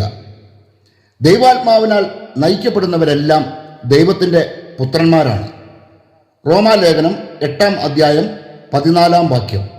ഈ ഭൂമിയിൽ ആയിരുന്ന കാലയളവിൽ യേശുവ ദൈവപുത്രനായിരുന്നുവെങ്കിലും ദൈവമായിരുന്നില്ല. ദൈവത്തിന് മരണം അസാധ്യമായതുകൊണ്ട് അവൻ ദൂതന്മാരെക്കാൾ അല്പം താഴ്ത്തപ്പെട്ടവനായി ഭൂമിയിൽ ജീവിച്ചു. ദേവദൂതന്മാരെക്കാൾ താഴ്ന്ന ദൈവമുണ്ടോ? യേശുവയുടെ പേരിൽ വിശ്വസിച്ച് ജ്ഞാനസ്നാനം സ്വീകരിച്ചവരുടെ സമൂഹമാണ് ആദിമസഭ. ആ സഭയെയും അപ്പസ്തോലന്മാരെയും നയിച്ചത് പരിശുദ്ധാത്മാവാണ് എന്ന കാര്യത്തിലും സംശയമില്ല. അതുകൊണ്ട് തന്നെ അവരെല്ലാവരും ദൈവമക്കൾ ആയിരുന്നുവെന്ന് മനസ്സിലാക്കാം. എന്നാൽ അവരിൽ ആരെങ്കിലും ദൈവമാണെന്ന് പറയാൻ ആർക്കെങ്കിലും സാധിക്കുമോ? ഈ ഭൂമിയിലായിരിക്കുമ്പോൾ ഒരുവന് ദൈവപുത്രനായിരിക്കാൻ സാധിക്കുന്നത് അവൻ്റെ ജന്മപാപം നീക്കം ചെയ്യപ്പെടുകയും തുടർന്നുള്ള ജീവിതത്തിൽ പാപം ചെയ്യാതിരിക്കുകയും ചെയ്യുമ്പോഴാണ്. അങ്ങനെയെങ്കിൽ മനുഷ്യപുത്രനായ യേശുവയാണ് ദൈവപുത്രൻ എന്ന വിശേഷണത്തിന് ഏറ്റവും യോഗ്യൻ. അവനേക്കാൾ യോഗ്യനായി മറ്റാരും ഇല്ലെന്നു മാത്രമല്ല, മറ്റുള്ളവർക്ക് ദൈവമക്കളാകാൻ യോഗ്യത നൽകുന്നതും അവനാണ്. യോഹന്നാൻ്റെ ഈ പ്രബോധനം ശ്രദ്ധിക്കുക. പാപം ചെയ്യുന്നവൻ പിശാചിൽ നിന്നുള്ളവനാണ്. എന്തെന്നാൽ പിശാച് ആദ്യം മുതലേ പാപം ചെയ്യുന്നവനാണ്. പിശാചിൻ്റെ പ്രവൃത്തികളെ നശിപ്പിക്കുന്നതിന് വേണ്ടിയാണ് ദൈവപുത്രൻ പ്രത്യക്ഷനായത്. ദൈവത്തിൽ നിന്ന് ജനിച്ച ഒരുവനും പാപം ചെയ്യുന്നില്ല, കാരണം ദൈവിക ജീവൻ അവനിൽ നിലനിൽക്കുന്നു. അവൻ ദൈവത്തിൽ നിന്ന് ജനിച്ചവനായതുകൊണ്ട് അവന് പാപം ചെയ്യാൻ സാധ്യമല്ല. ദൈവത്തിൻ്റെ മക്കളാരെന്നും പിശാചിൻ്റെ മക്കളാരെന്നും ഇതിൽ നിന്ന് വ്യക്തമാണ്. നീതി പ്രവർത്തിക്കാത്ത ഒരുവനും ദൈവത്തിൽ നിന്നുള്ളവനല്ല. തൻ്റെ സഹോദരനെ സ്നേഹിക്കാത്തവനും അങ്ങനെ തന്നെ. യോഹന്നാൻ്റെ 1-ാം ലേഖനം 3-ാം അധ്യായം 8 മുതൽ 10 വരെയുള്ള വാക്യങ്ങൾ. മനുഷ്യപുത്രൻ ആയിരിക്കുമ്പോൾ തന്നെ ഒരുവന് ദൈവത്തിൻ്റെ പുത്രനോ പിശാചിൻ്റെ പുത്രനോ ആകാൻ സാധിക്കുമെന്ന് ഈ പ്രബോധനം സ്ഥിരീകരിക്കുന്നു. ഈ ഭൂമിയിൽ പരിപൂർണ മനുഷ്യനായി വന്നപ്പോൾ ദൈവപുത്രൻ എന്ന് യേശുവ വിളിക്കപ്പെട്ടത് ദൈവമായതുകൊണ്ടല്ല എന്ന യാഥാർത്ഥ്യമാണ് വചനാധിഷ്ഠിതമായി ഇവിടെ സ്ഥിരീകരിക്കപ്പെട്ടത്. ഇനി മറ്റൊരു ചോദ്യത്തിൻ്റെ ഉത്തരത്തിലേക്ക് കടക്കാം. ദൈവത്തിൻ്റെ വലതുഭാഗം. പിതാവായ ദൈവത്തിൻ്റെ വലതുഭാഗത്ത് പുത്രനായ ദൈവം ശാരീരികമായി ഇരിക്കുന്നു എന്ന വ്യാജ സങ്കല്പമാണ് വിശ്വാസികളിൽ അടിച്ചേൽപ്പിക്കാൻ കോൺസ്റ്റന്റൈൻ സഭയിലെ ആചാര്യന്മാർ ശ്രമിച്ചത്. ഈ സങ്കല്പത്തെ ഒരു പൊതുബോധമാക്കി മാറ്റാൻ അക്കാലത്തെ കലാകാരന്മാരെ കൊണ്ട് ചിത്രങ്ങളും ശില്പങ്ങളും അവർ സൃഷ്ടിച്ചെടുത്തു. അവർ വരച്ചുണ്ടാക്കിയ പിതാവായ ദൈവത്തിൻ്റെ മുഖവും ഗ്രീക്ക് പുരാണത്തിലെ വ്യാജദൈവമായ സിയൂസിൻ്റെ മുഖവും ഒരേപോലെ ആയത് ഒട്ടും യാദൃച്ഛികമല്ല. ദൈവത്തെ ആരും കണ്ടിട്ടില്ലെന്ന വചനസത്യം നിലനിൽക്കെ സ്വർഗത്തിൽ 2 ദൈവങ്ങൾ അടുത്തടുത്തായി കസേരയിട്ടിരിക്കുന്നു എന്ന തരത്തിലുള്ള ചിത്രീകരണങ്ങൾ തികച്ചും വചനവിരുദ്ധമാണ്. ദൈവം ഒരുവൻ മാത്രമാണെങ്കിൽ അവന് ഒന്നിലധികം രൂപങ്ങൾ ഉണ്ടാകില്ല. പിതാവായ ദൈവത്തിൻ്റെ രൂപം എന്നത് ഭൂമിയിലേക്ക് വന്ന പുത്രനാണ്. പീലിപ്പോയുടെ ചോദ്യത്തിന് ഉത്തരമായി ഇക്കാര്യം യേശുവ തന്നെ വ്യക്തമാക്കിയിട്ടുണ്ട്. പിതാവിനെ ഞങ്ങൾക്ക് കാണിച്ചു തരണം എന്ന് പീലിപ്പോ അപേക്ഷിച്ചപ്പോൾ യേശുവ നൽകിയ മറുപടി ഇതാണ്. യേശുവ പറഞ്ഞു, ഇക്കാലമത്രയും ഞാൻ നിങ്ങളോട് കൂടെ ആയിരുന്നിട്ടും പീലിപ്പോ, നീ എന്നെ അറിയുന്നില്ലേ? എന്നെ കാണുന്നവൻ പിതാവിനെ കാണുന്നു. പിന്നെ പിതാവിനെ ഞങ്ങൾക്ക് കാണിച്ചു തരിക എന്ന് നീ പറയുന്നത് എങ്ങനെ? യോഹന്നാൻ അറിയിച്ച യേശുവയുടെ സുവിശേഷം 14-ാം അധ്യായം 9-ാം വാക്യം. ഏക മനസ്സും ഏക ആത്മാവും ഏക ശരീരവുമുള്ള ഒരേ ഒരു രൂപം മാത്രമാണ് ദൈവത്തിനുള്ളത്. ഈ ഭൂമിയിലേക്ക് വന്നത് ആ ശരീരമാണ്. അതുകൊണ്ട് തന്നെ മറ്റൊരു ശരീരം കാണിച്ചു കൊടുക്കാൻ യേശുവായ്ക്ക് സാധിക്കില്ല. യേശുവായുടെ രൂപമല്ലാതെ മറ്റൊരു രൂപം ദൈവത്തിൻ്റെതായി ഇല്ലെന്ന് സ്ഥിരീകരിക്കുന്ന മറ്റൊരു വെളിപ്പെടുത്തൽ ശ്രദ്ധിക്കുക. ദൈവത്തെ ആരും ഒരിക്കലും കണ്ടിട്ടില്ല. പിതാവിൻ്റെ മടിയിലിരിക്കുന്ന ഏകജാതനായ പുത്രനാണ് അവനെ വെളിപ്പെടുത്തിയത്. യോഹന്നാൻ അറിയിച്ച യേശുവയുടെ സുവിശേഷം 1-ാം അധ്യായം 18-ാം വാക്യം. അതായത് ത്രിത്വത്തിൻ്റേത് എന്ന രീതിയിൽ ചിത്രങ്ങൾ വരയ്ക്കുന്നതും പ്രചരിപ്പിക്കുന്നതും ദൈവനിന്ദയാണ്. അങ്ങനെയെങ്കിൽ ദൈവത്തിൻ്റെ വലത്ത് ഭാഗം എന്നതുകൊണ്ട് എന്താണ് അർത്ഥമാക്കുന്നത്? യഥാർത്ഥത്തിൽ ബൈബിൾ പറയുന്ന ദൈവത്തിൻ്റെ വലത്ത് ഭാഗം എന്നത് ഏതെങ്കിലും ഒരു ഭൗതിക സ്ഥാനത്തെയോ കസേരയെയോ അല്ല സൂചിപ്പിക്കുന്നത്. മറിച്ച് ദൈവത്തിൻ്റെ പരമാധികാരത്തെയും ശക്തിയെയുമാണ്. ദൈവത്തിൻ്റെ വലത്തുഭാഗത്തെ സംബന്ധിച്ചുള്ള വചനങ്ങളുടെ ആത്മീയ രഹസ്യം മനസ്സിലാക്കാൻ പ്രവചനങ്ങളിലേക്കും യേശുവായുടെ സ്വന്തം വാക്കുകളിലേക്കും നമുക്കൊന്ന് കണ്ണോടിക്കാം. ആദ്യമായി മനസ്സിലാക്കേണ്ടത് വലത്തുഭാഗത്തെ സംബന്ധിക്കുന്ന നിർവചനമാണ്. ബൈബിൾ ഭാഷയിലും പുരാതന യഹൂദ സംസ്കാരത്തിലും ഒരാളുടെ വലത്തുഭാഗം അല്ലെങ്കിൽ വലതു കൈ എന്നത് കേവലമൊരു ഭൗതിക സ്ഥാനത്തെയല്ല, മറിച്ച് ശക്തി, പരമാധികാരം, വിജയം, മഹത്വം, ശ്രേഷ്ഠത എന്നിവയെയാണ് പ്രതിനിധീകരിക്കുന്നത്. വലതുഭാഗം എന്നാൽ ശരിയുടെ പക്ഷം അല്ലെങ്കിൽ നീതിയുടെ പക്ഷം എന്നൊരു മഹത്തായ അർത്ഥം കൂടി ബൈബിൾ നമുക്ക് നൽകുന്നുണ്ട്. അന്ത്യവിധി നാളിൽ മനുഷ്യരെയെല്ലാം വിധിന്യായ പീഠത്തിന് മുൻപിൽ വേർതിരിക്കുന്നതിനെക്കുറിച്ച് യേശുവ അരുളി ചെയ്തത് നോക്കുക. അവൻ ചെമ്മരിയാടുകളെ തൻ്റെ വലതുവശത്തും കോലാടുകളെ ഇടതുവശത്തും നിർത്തും. അനന്തരം രാജാവ് തൻ്റെ വലത്തുഭാഗത്തുള്ളവരോട് അരുളി ചെയ്യും, എൻ്റെ പിതാവിനാൽ അനുഗ്രഹിക്കപ്പെട്ടവരെ വരുവിൻ, ലോകസ്ഥാപനം മുതൽ നിങ്ങൾക്കായി സജ്ജമാക്കിയിരിക്കുന്ന രാജ്യം അവകാശപ്പെടുത്തുവിൻ. മത്തായി അറിയിച്ച യേശുവയുടെ സുവിശേഷം 25-ാം അധ്യായം 33-34 വാക്യങ്ങൾ. ഇവിടെ നീതി പ്രവർത്തിച്ചവരെയാണ് യേശുവ തൻ്റെ വലതുഭാഗത്ത് അഥവാ ശ്രേഷ്ഠമായ ശരിയുടെ പക്ഷത്ത് നിർത്തുന്നത്. ദൈവത്തിൻ്റെ ശാരീരികമായ വലതുവശത്തെ സൂചിപ്പിക്കുന്നതിനല്ല വചനത്തിൽ ഇങ്ങനെ ഒരു പ്രയോഗം ഉള്ളത്. മറിച്ച് മനുഷ്യർക്ക് ഗ്രഹിക്കാനാകാത്ത ദൈവിക ശക്തിയെയും നീതിയെയും വ്യക്തമാക്കാൻ വേണ്ടിയാണ്. സങ്കീർത്തകൻ പാടുന്നത് നോക്കുക. യാഹുവയുടെ വലത്തുകൈ മഹത്വമാർജിച്ചിരിക്കുന്നു, യാഹുവയുടെ വലത്തുകൈ കരുത്ത് പ്രകടമാക്കി. സങ്കീർത്തനങ്ങൾ 118-ാം അധ്യായം 16-ാം വാക്യം. മോശയുടെ കീർത്തനത്തിലും ഇതേ സത്യം നാം കാണുന്നു. അത് ഇപ്രകാരമാണ്: യാഹുവേ, നിന്റെ വലത്തുകൈ ശക്തിയാൽ മഹത്വമാർന്നിരിക്കുന്നു, യാഹുവേ, നിന്റെ വലത്തുകൈ ശത്രുവിനെ ചിതറിച്ചിരിക്കുന്നു. പുറപ്പാട് പുസ്തകം 15-ാം അധ്യായം 6-ാം വാക്യം. ഈ വചനങ്ങളിലെല്ലാം വലത്ത് ഭാഗം അല്ലെങ്കിൽ വലത്തുവശം എന്നത് ദൈവത്തിൻ്റെ രക്ഷാകരമായ ശക്തിയെയും വിജയത്തെയും നീതിയെയും പരമാധികാരത്തെയുമാണ് അർത്ഥമാക്കുന്നത് എന്ന് വ്യക്തം. അങ്ങനെയെങ്കിൽ പിതാവിൻ്റെ വലത്തുഭാഗത്ത് യേശുവ ഇരിക്കുന്നു എന്ന് പറയുന്നതിൻ്റെ യഥാർത്ഥ ആത്മീയ രഹസ്യം എന്താണ്? അത് വ്യക്തമാക്കുന്ന പ്രവചനങ്ങളിലേക്കും യേശുവയുടെ സ്വന്തം വാക്കുകളിലേക്കും നമുക്ക് കടക്കാം. ദൈവത്തിൻ്റെ വലതുഭാഗത്തെ സംബന്ധിച്ച് പുരാതന ഗ്രന്ഥങ്ങളിൽ രേഖപ്പെടുത്തിയിട്ടുള്ള പ്രവചനങ്ങളിൽ ഏറ്റവും സുപ്രധാനമായ പ്രവചനം ദാവീദിൻ്റെ സങ്കീർത്തനത്തിലാണ് നാം കാണുന്നത്. പരിശുദ്ധാത്മാവിനാൽ പ്രേരിതനായി ദാവീദ് ഇപ്രകാരം പ്രവചിച്ചു: യാഹ്വേ എൻ്റെ നാഥനോട് അരുളി ചെയ്തു, ഞാൻ നിന്റെ ശത്രുക്കളെ നിന്റെ പാദപീഠമാക്കുവോളം നീ എൻ്റെ വലത്തുഭാഗത്തിരിക്കുക. സങ്കീർത്തനങ്ങൾ 110 അധ്യായം 1 വാക്യം. പിതാവായ ദൈവം പുത്രനായ യേശുവായോട് പറയുന്ന വാക്കുകളാണ് ഇവിടെ നാം വായിച്ചത്.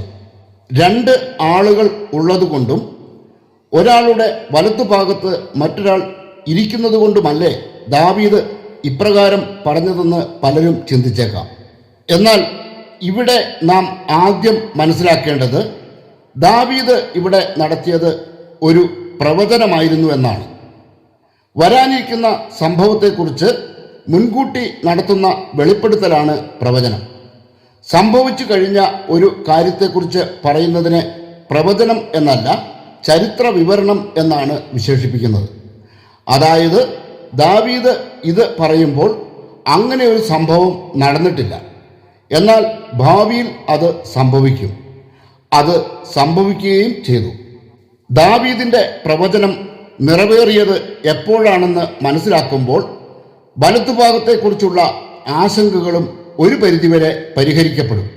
പരിപൂർണ മനുഷ്യനായി ഈ ഭൂമിയിൽ യേശുവ വന്നപ്പോഴാണ് ദാവീദിൻ്റെ ഈ പ്രവചനം നിറവേറിയത്.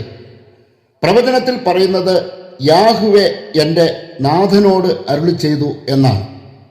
മനുഷ്യനായി ഭൂമിയിൽ അവതരിക്കുന്ന യേശുവായെ സംബോധന ചെയ്യാനാണ് നാഥൻ അഥവാ അദോനി എന്ന വാക്ക് ബൈബിളിൽ രേഖപ്പെടുത്തിയിരിക്കുന്നത്. ദാവീദിൻ്റെ പ്രവചനത്തിൽ യാഹ്വേ എന്ന സംജ്ഞാനാമവും നാഥൻ അഥവാ അദോനി എന്ന സാമാന്യനാമവും ഉണ്ട്. അതുകൊണ്ട് തന്നെ ഈ പ്രവചനത്തിൽ 2 ആളുകൾ ഉണ്ടെന്ന് വ്യക്തം.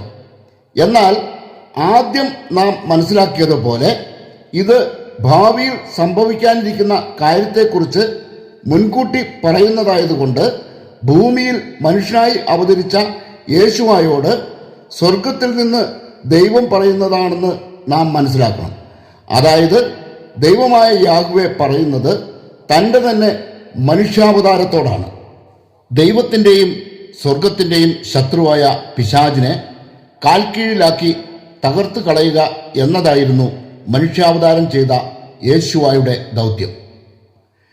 ഈ ദൗത്യം പൂർത്തിയാക്കാൻ ഭൂമിയിൽ അവതരിച്ച യേശുവായോട് അപ്പോൾ സ്വർഗത്തിൽ ആയിരിക്കുന്ന ദൈവികതയാണ് ഞാൻ നിന്റെ ശത്രുക്കളെ നിന്റെ പാദപീഠമാക്കുവോളം നീ എൻ്റെ വലത്തുഭാഗത്ത് ഇരിക്കുക എന്ന് പറയുന്നത്. പാദപീഠമാക്കൽ എന്ന പ്രോസസ്സ് പൂർത്തിയായത് കുരിശുമരണം, പുനരുദ്ധാനം, സ്വർഗാരോഹണം എന്നീ ഘട്ടങ്ങളിലൂടെയാണ്.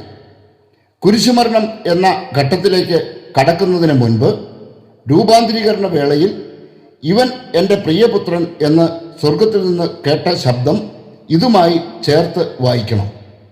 നാം കൃത്യമായി മനസ്സിലാക്കിയതുപോലെ പാപമില്ലാത്തവരെല്ലാം ദൈവത്തിൻ്റെ പുത്രന്മാരും പുത്രിമാരും ആണ് എന്നതിൻ്റെ അടിസ്ഥാനത്തിൽ മാത്രമേ സ്വർഗത്തിൽ നിന്നുള്ള സാക്ഷ്യത്തെ പരിഗണിക്കാവൂ. എന്നാൽ ഈ ഭൂമിയിലേക്ക് പരിപൂർണ മനുഷ്യനായി കടന്നു വരുന്നതിന് മുൻപ് യേശുവ പരിപൂർണ ദൈവമായിരുന്നു എന്ന സത്യം നാം വിസ്മരിക്കരുത്. ദാവീദിലൂടെ നാം കേട്ടത് സകലതിനെയും സൃഷ്ടിച്ച സർവശക്തനായ ദൈവം സ്വർഗത്തിലെ തൻ്റെ രാജപീഠത്തിൽ ആയിരുന്നുകൊണ്ട് നടത്തിയ പ്രവചനമാണ്. ആ പ്രവചനമാകട്ടെ മാനവരാശിയുടെ രക്ഷയ്ക്കായി മനുഷ്യാവതാരം ചെയ്യാനിരിക്കുന്ന തന്നോട് തന്നെയായിരുന്നു. ഫിലിപ്പി ലേഖനത്തിൽ വെളിപ്പെടുത്തിയിരിക്കുന്നത് പോലെ ദൈവത്തിൻ്റെ അവസ്ഥയിലായിരുന്നിട്ടും അവൻ ദൈവവുമായുള്ള തുല്യത നിലനിർത്തേണ്ട ഒരു കാര്യമായി പരിഗണിച്ചില്ല. ദൈവത്തിൻ്റെ അവസ്ഥയിലല്ലാതെ ദൂതന്മാരെക്കാൾ അല്പം താഴ്ത്തപ്പെട്ടവനായി കാണപ്പെട്ട യേശുവായോടാണ് ഞാൻ നിന്റെ ശത്രുക്കളെ നിന്റെ പാദപീഠമാക്കുവോളം നീ എൻ്റെ വലതുഭാഗത്ത് ഇരിക്കുക എന്ന് താൻ സ്വർഗത്തിൽ നിലനിർത്തിയിരിക്കുന്ന ദൈവികത അരുളി ചെയ്തത്. ദാവീദിലൂടെ ഇത് അരുളി ചെയ്ത സമയത്ത് ഏകദൈവം അല്ലാതെ മറ്റൊരാൾ അവനോടൊപ്പം ഉണ്ടായിരുന്നില്ല. തൻ്റെ പ്രതിരൂപമായ ശരീരത്തെ പരിപൂർണ മനുഷ്യനായി ഭൂമിയിലേക്ക് അയച്ചപ്പോഴും ദൈവം എന്ന പദവിയിൽ അവൻ മാത്രമേ ഉണ്ടായിരുന്നുള്ളൂ. മനസ്സ്, ആത്മാവ്, ശരീരം എന്നീ 3 തലങ്ങളെ കൃത്യതയോടെ വിവേചിക്കേണ്ടത് ഇവിടെയാണ്. ശിരസ്സുമായി ബന്ധപ്പെട്ടാണ് ഇച്ഛ അഥവാ മനസ്സ് ആയിരിക്കുന്നത്. ശിരസിൻ്റെ ആജ്ഞ അനുസരിക്കാൻ മാത്രമേ ശരീരത്തിന് സാധിക്കുകയുള്ളൂ. മനസ്സും ശരീരവും തമ്മിലുള്ള ഗാഢബന്ധം നിലനിർത്തുന്നത് ആത്മാവാണ്. ആത്മാവ് വിട്ടുപോകുമ്പോൾ മനസ്സും ശരീരവും തമ്മിലുള്ള ബന്ധം വിച്ഛേദിക്കപ്പെടും. പിന്നീട് ശിരസിൻ്റെ ആജ്ഞ ശരീരം അനുസരിക്കില്ല.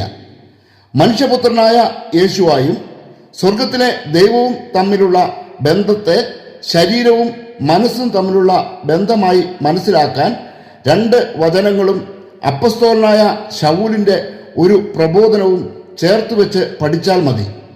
ഒരു വചനം ഇതാണ്: സ്വമേധയാ ഒന്നും ചെയ്യാൻ എനിക്ക് സാധിക്കുകയില്ല. ഞാൻ ശ്രവിക്കുന്നത് പോലെ വിധിക്കുന്നു. എൻ്റെ വിധി നീതിപൂർവകമാണ്. കാരണം എൻ്റെ ഇഷ്ടമല്ല, എന്നെ അയച്ചവൻ്റെ ഇഷ്ടമാണ് ഞാൻ അന്വേഷിക്കുന്നത്. യോഹന്നാൻ അറിയിച്ച യേശുവായുടെ സുവിശേഷം 5-ാം അധ്യായം 30-ാം വാക്യം. യേശുവായുടെ വാക്കുകളാണിത്. അയച്ചവൻ്റെ ഇഷ്ടം അഥവാ ഇച്ഛയാണ് താൻ അന്വേഷിക്കുന്നതെന്ന് യേശുവ ഇവിടെ വ്യക്തമാക്കിയിരിക്കുന്നു. അതായത് ശരീരം പ്രവർത്തിക്കുന്നത് മനസ്സിൻ്റെ അഥവാ ശിരസിൻ്റെ ഇച്ഛയ്ക്ക് അനുസൃതമായാണ്. ഭൂമിയിലായിരുന്നപ്പോൾ യേശുവ പ്രവർത്തിച്ചത് സ്വർഗത്തിലായിരിക്കുന്ന തൻ്റെ ശിരസിൻ്റെ നിർദ്ദേശം അനുസരിച്ചായിരുന്നു. ദൈവത്തിൻ്റെ ഇച്ഛയിൽ നിന്നാണ് സകലതും സൃഷ്ടിക്കപ്പെട്ടത്. സകലത്തെയും പരിപാലിക്കുന്നതും ദൈവത്തിൻ്റെ ഇച്ഛയാണ്. ആഗ്രഹം, ഇഷ്ടം, ഹിതം എന്നൊക്കെ ഇച്ഛയെ വിവക്ഷിക്കാം. ശിരസുമായി ബന്ധപ്പെട്ട വികാരമാണിത്. ശിരസ് ആഗ്രഹിക്കുന്നതും ആജ്ഞാപിക്കുന്നതും ശരീരം പ്രാവർത്തികമാക്കുന്നു. മനുഷ്യപുത്രൻ ഈ ഭൂമിയിൽ ജീവിച്ചപ്പോഴും മരണാനന്തരം കല്ലറയിൽ അടയ്ക്കപ്പെട്ടപ്പോഴും പ്രപഞ്ചത്തെ നയിച്ചത് സ്വർഗത്തിൽ വസിച്ച ദൈവേച്ഛയാണ്. 2-ാമത്തെ വചനം നോക്കുക: സ്വർഗസ്ഥനായ എൻ്റെ പിതാവിൻ്റെ ഇഷ്ടം നിറവേറ്റുന്നവനാരോ അവനാണ് എൻ്റെ സഹോദരനും സഹോദരിയും അമ്മയും. മത്തായി അറിയിച്ച യേശുവായുടെ സുവിശേഷം 12-ാം അധ്യായം 50-ാം വാക്യം. ഇവിടെ നാം വായിച്ച 2 വചനങ്ങളിലും പൊതുവായി കാണുന്നത് പിതാവിൻ്റെ ഇഷ്ടം എന്ന പ്രയോഗമാണ്. ഇഷ്ടം ഉണ്ടാകുന്നത് മനസ്സിലാണെന്ന് നമുക്കറിയാം. എല്ലാ വൈകാരികതകളും മനസ്സിലാണ് ഉത്ഭവിക്കുന്നത്. യേശുവായുടെ വായിൽ നിന്ന് പുറപ്പെട്ട ഈ വചനങ്ങൾ ചേർത്ത് വെച്ച് പരിശോധിക്കുമ്പോൾ നമുക്ക് മനസ്സിലാക്കാൻ സാധിക്കുന്നത് ഈ ഭൂമിയിൽ ആയിരുന്നപ്പോൾ യേശുവായ്ക്ക് സ്വമേധയാ ഒന്നും ചെയ്യാൻ സാധിക്കില്ലെന്നാണ്. ത്രിത്വത്തിലെ 2 തലങ്ങളായ മനസ്സും ശരീരവും തമ്മിലുള്ള ബന്ധത്തെയാണ് ഇത് സൂചിപ്പിക്കുന്നത്. പിതാവിൻ്റെ ഇഷ്ടം നിറവേറ്റുന്ന മനുഷ്യർക്ക് യേശുവായുടെ സഹോദരനും സഹോദരിയും അമ്മയും ആകാൻ കഴിയുമെന്ന് പറയുമ്പോൾ നാം മനസ്സിലാക്കേണ്ടത് ഈ ഭൂമിയിൽ പിതാവിൻ്റെ ഇഷ്ടം മാത്രം നിറവേറ്റിയ യേശുവ മരണം വരെ പരിപൂർണ മനുഷ്യനായിരുന്നു എന്നുകൂടിയല്ലേ. മനസ്സും ശരീരവും ആത്മാവുമാണ് ത്രിത്വമെന്ന് മനസ്സിലാക്കാൻ അപ്പസ്തോലനായ ശൗലിൻ്റെ ഒരു പ്രബോധനം കൂടി നമുക്ക് പരിശോധിക്കാം. ഈ പ്രബോധനം ശ്രദ്ധിക്കുക: പുരുഷന്റെ ശിരസ് മിശിയാഹും സ്ത്രീയുടെ ശിരസ് ഭർത്താവും മിശിയാഹിൻ്റെ ശിരസ് ദൈവവുമാണെന്ന് നിങ്ങൾ അറിയണമെന്ന് ഞാൻ ആഗ്രഹിക്കുന്നു. കോറിന്തുകാർക്ക് എഴുതിയ 1-ാം ലേഖനം 11 അധ്യായം 3 ശൗലിന്റെ മറ്റൊരു പ്രബോധനവും കൂടി വായിച്ചതിന് ശേഷം ഇതിൻ്റെ വിശദാംശങ്ങളിലേക്ക് കടക്കാം. ഇതാണ് ആ പ്രബോധനം. എന്തെന്നാൽ മിശിഹാഹ് തൻ്റെ ശരീരമായ സഭയുടെ ശിരസ്സായിരിക്കുന്നത് പോലെ ഭർത്താവ് ഭാര്യയുടെ ശിരസ്സാണ്. മിശിഹാഹ് തന്നെയാണ് ശരീരത്തിൻ്റെ രക്ഷകനും. എഫേസോസ് ലേഖനം 5 അധ്യായം 23 എഫേസോസുകാർക്കും കോറിന്തുകാർക്കും എഴുതിയ വ്യത്യസ്തങ്ങളായ 2 ലേഖനങ്ങളിൽ നിന്നുള്ള ഉദ്ധരണികളാണ് ഇവിടെ നാം വായിച്ചത്. ഭാര്യ ഭർത്തൃ ബന്ധം എന്താണെന്ന് വ്യക്തമാക്കാനാണ് അപ്പസ്തോലൻ ഈ 2 ലേഖനങ്ങളിലും ശ്രമിച്ചതെങ്കിലും ത്രിത്വത്തിൻ്റെ യഥാർത്ഥ സത്യത്തിലേക്ക് വിരൽ ചൂണ്ടുന്ന വെളിപ്പെടുത്തലും ഈ പ്രബോധനങ്ങളിലുണ്ട്. സ്ത്രീയുടെ ശിരസ് പുരുഷനാണെന്നും പുരുഷന്റെ ശിരസ് മിശിഹാഹ് ആണെന്നും പറഞ്ഞതിന് ശേഷം മിശിഹാഹിന്റെ ശിരസ് ദൈവമാണെന്ന് പറഞ്ഞതിനെയാണ് അതീവ ഗൗരവത്തോടെ നാം കാണേണ്ടത്. മനുഷ്യപുത്രന്റെ ശിരസ് സ്വർഗത്തിലെ ഏക ദൈവമാണെന്ന് കൃത്യതയോടെ തന്നെ ഇവിടെ പ്രഖ്യാപിച്ചിരിക്കുന്നു. തൻ്റെ ശരീരമാകുന്ന സഭയുടെ ശിരസാണ് മിശിഹാഹ് എന്ന വെളിപ്പെടുത്തലിലും ത്രിത്വത്തിൻ്റെ സത്യം തെളിഞ്ഞു നിൽക്കുന്നുണ്ട്. എന്തെന്നാൽ ശരീരമാകുന്ന സഭയുടെ ശിരസാണ് മിശിഹാഹ് എങ്കിൽ മിശിഹാഹ് ആകുന്ന ശരീരത്തിൻ്റെ ശിരസാണ് ദൈവം എന്നും ഇവിടെ നമുക്ക് മനസ്സിലാക്കാൻ സാധിക്കും. ശിരസിനെയാണ് നാം മനസ്സ് എന്ന് വിശേഷിപ്പിക്കുന്നത്. ശരീരവും മനസ്സും ഉള്ളതുപോലെ ആത്മാവും ദൈവത്തിനുണ്ട്. ആ ആത്മാവാണ് പരിശുദ്ധാത്മാവ്. മനുഷ്യനെ ദൈവം സൃഷ്ടിച്ചത് തൻ്റെ ഈ പ്രതിച്ഛായയിൽ ആണ്. ആത്മാവിനെയും മനസ്സിനെയും കണ്ണുകൾ കൊണ്ട് നമുക്ക് കാണാൻ സാധിക്കില്ലെങ്കിലും ശരീരത്തെ നഗ്നനേത്രങ്ങൾ കൊണ്ട് കാണാൻ സാധിക്കും. അതുകൊണ്ട് തന്നെ യേശുവായുടെ രൂപത്തിലല്ലാതെ ദൈവത്തെ ആർക്കും ദർശിക്കാൻ സാധിക്കില്ല.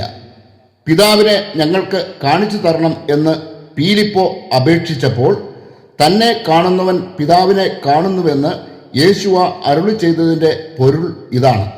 അതായത് പിതാവെന്നും പുത്രനെന്നും പരിശുദ്ധാത്മാവെന്നും വിളിക്കപ്പെടുന്ന സർവശക്തനായ ദൈവമാണ് ദാവീദിന്റെ ഗോത്രത്തിൽ മനുഷ്യനായി അവതരിച്ചത്. അത് 3 ആൾ അല്ല, ഒരാൾ ആണ്. ഈ പ്രബോധനം ശ്രദ്ധിക്കുക. യേശുവ മിശിഹാഹ് ഇന്നലെയും ഇന്നും എന്നും ഒരേ ആൾ തന്നെയാണ്. ഹെബ്രായ ലേഖനം 13 അധ്യായം 8 ഈ യേശുവ മിശിഹാഹിന്റെ പേരിന് മുൻപിലാണ് സ്വർഗത്തിലും ഭൂമിയിലും പാതാളത്തിലുമുള്ള സകലരും മുട്ടുകൾ മടക്കുന്നത്.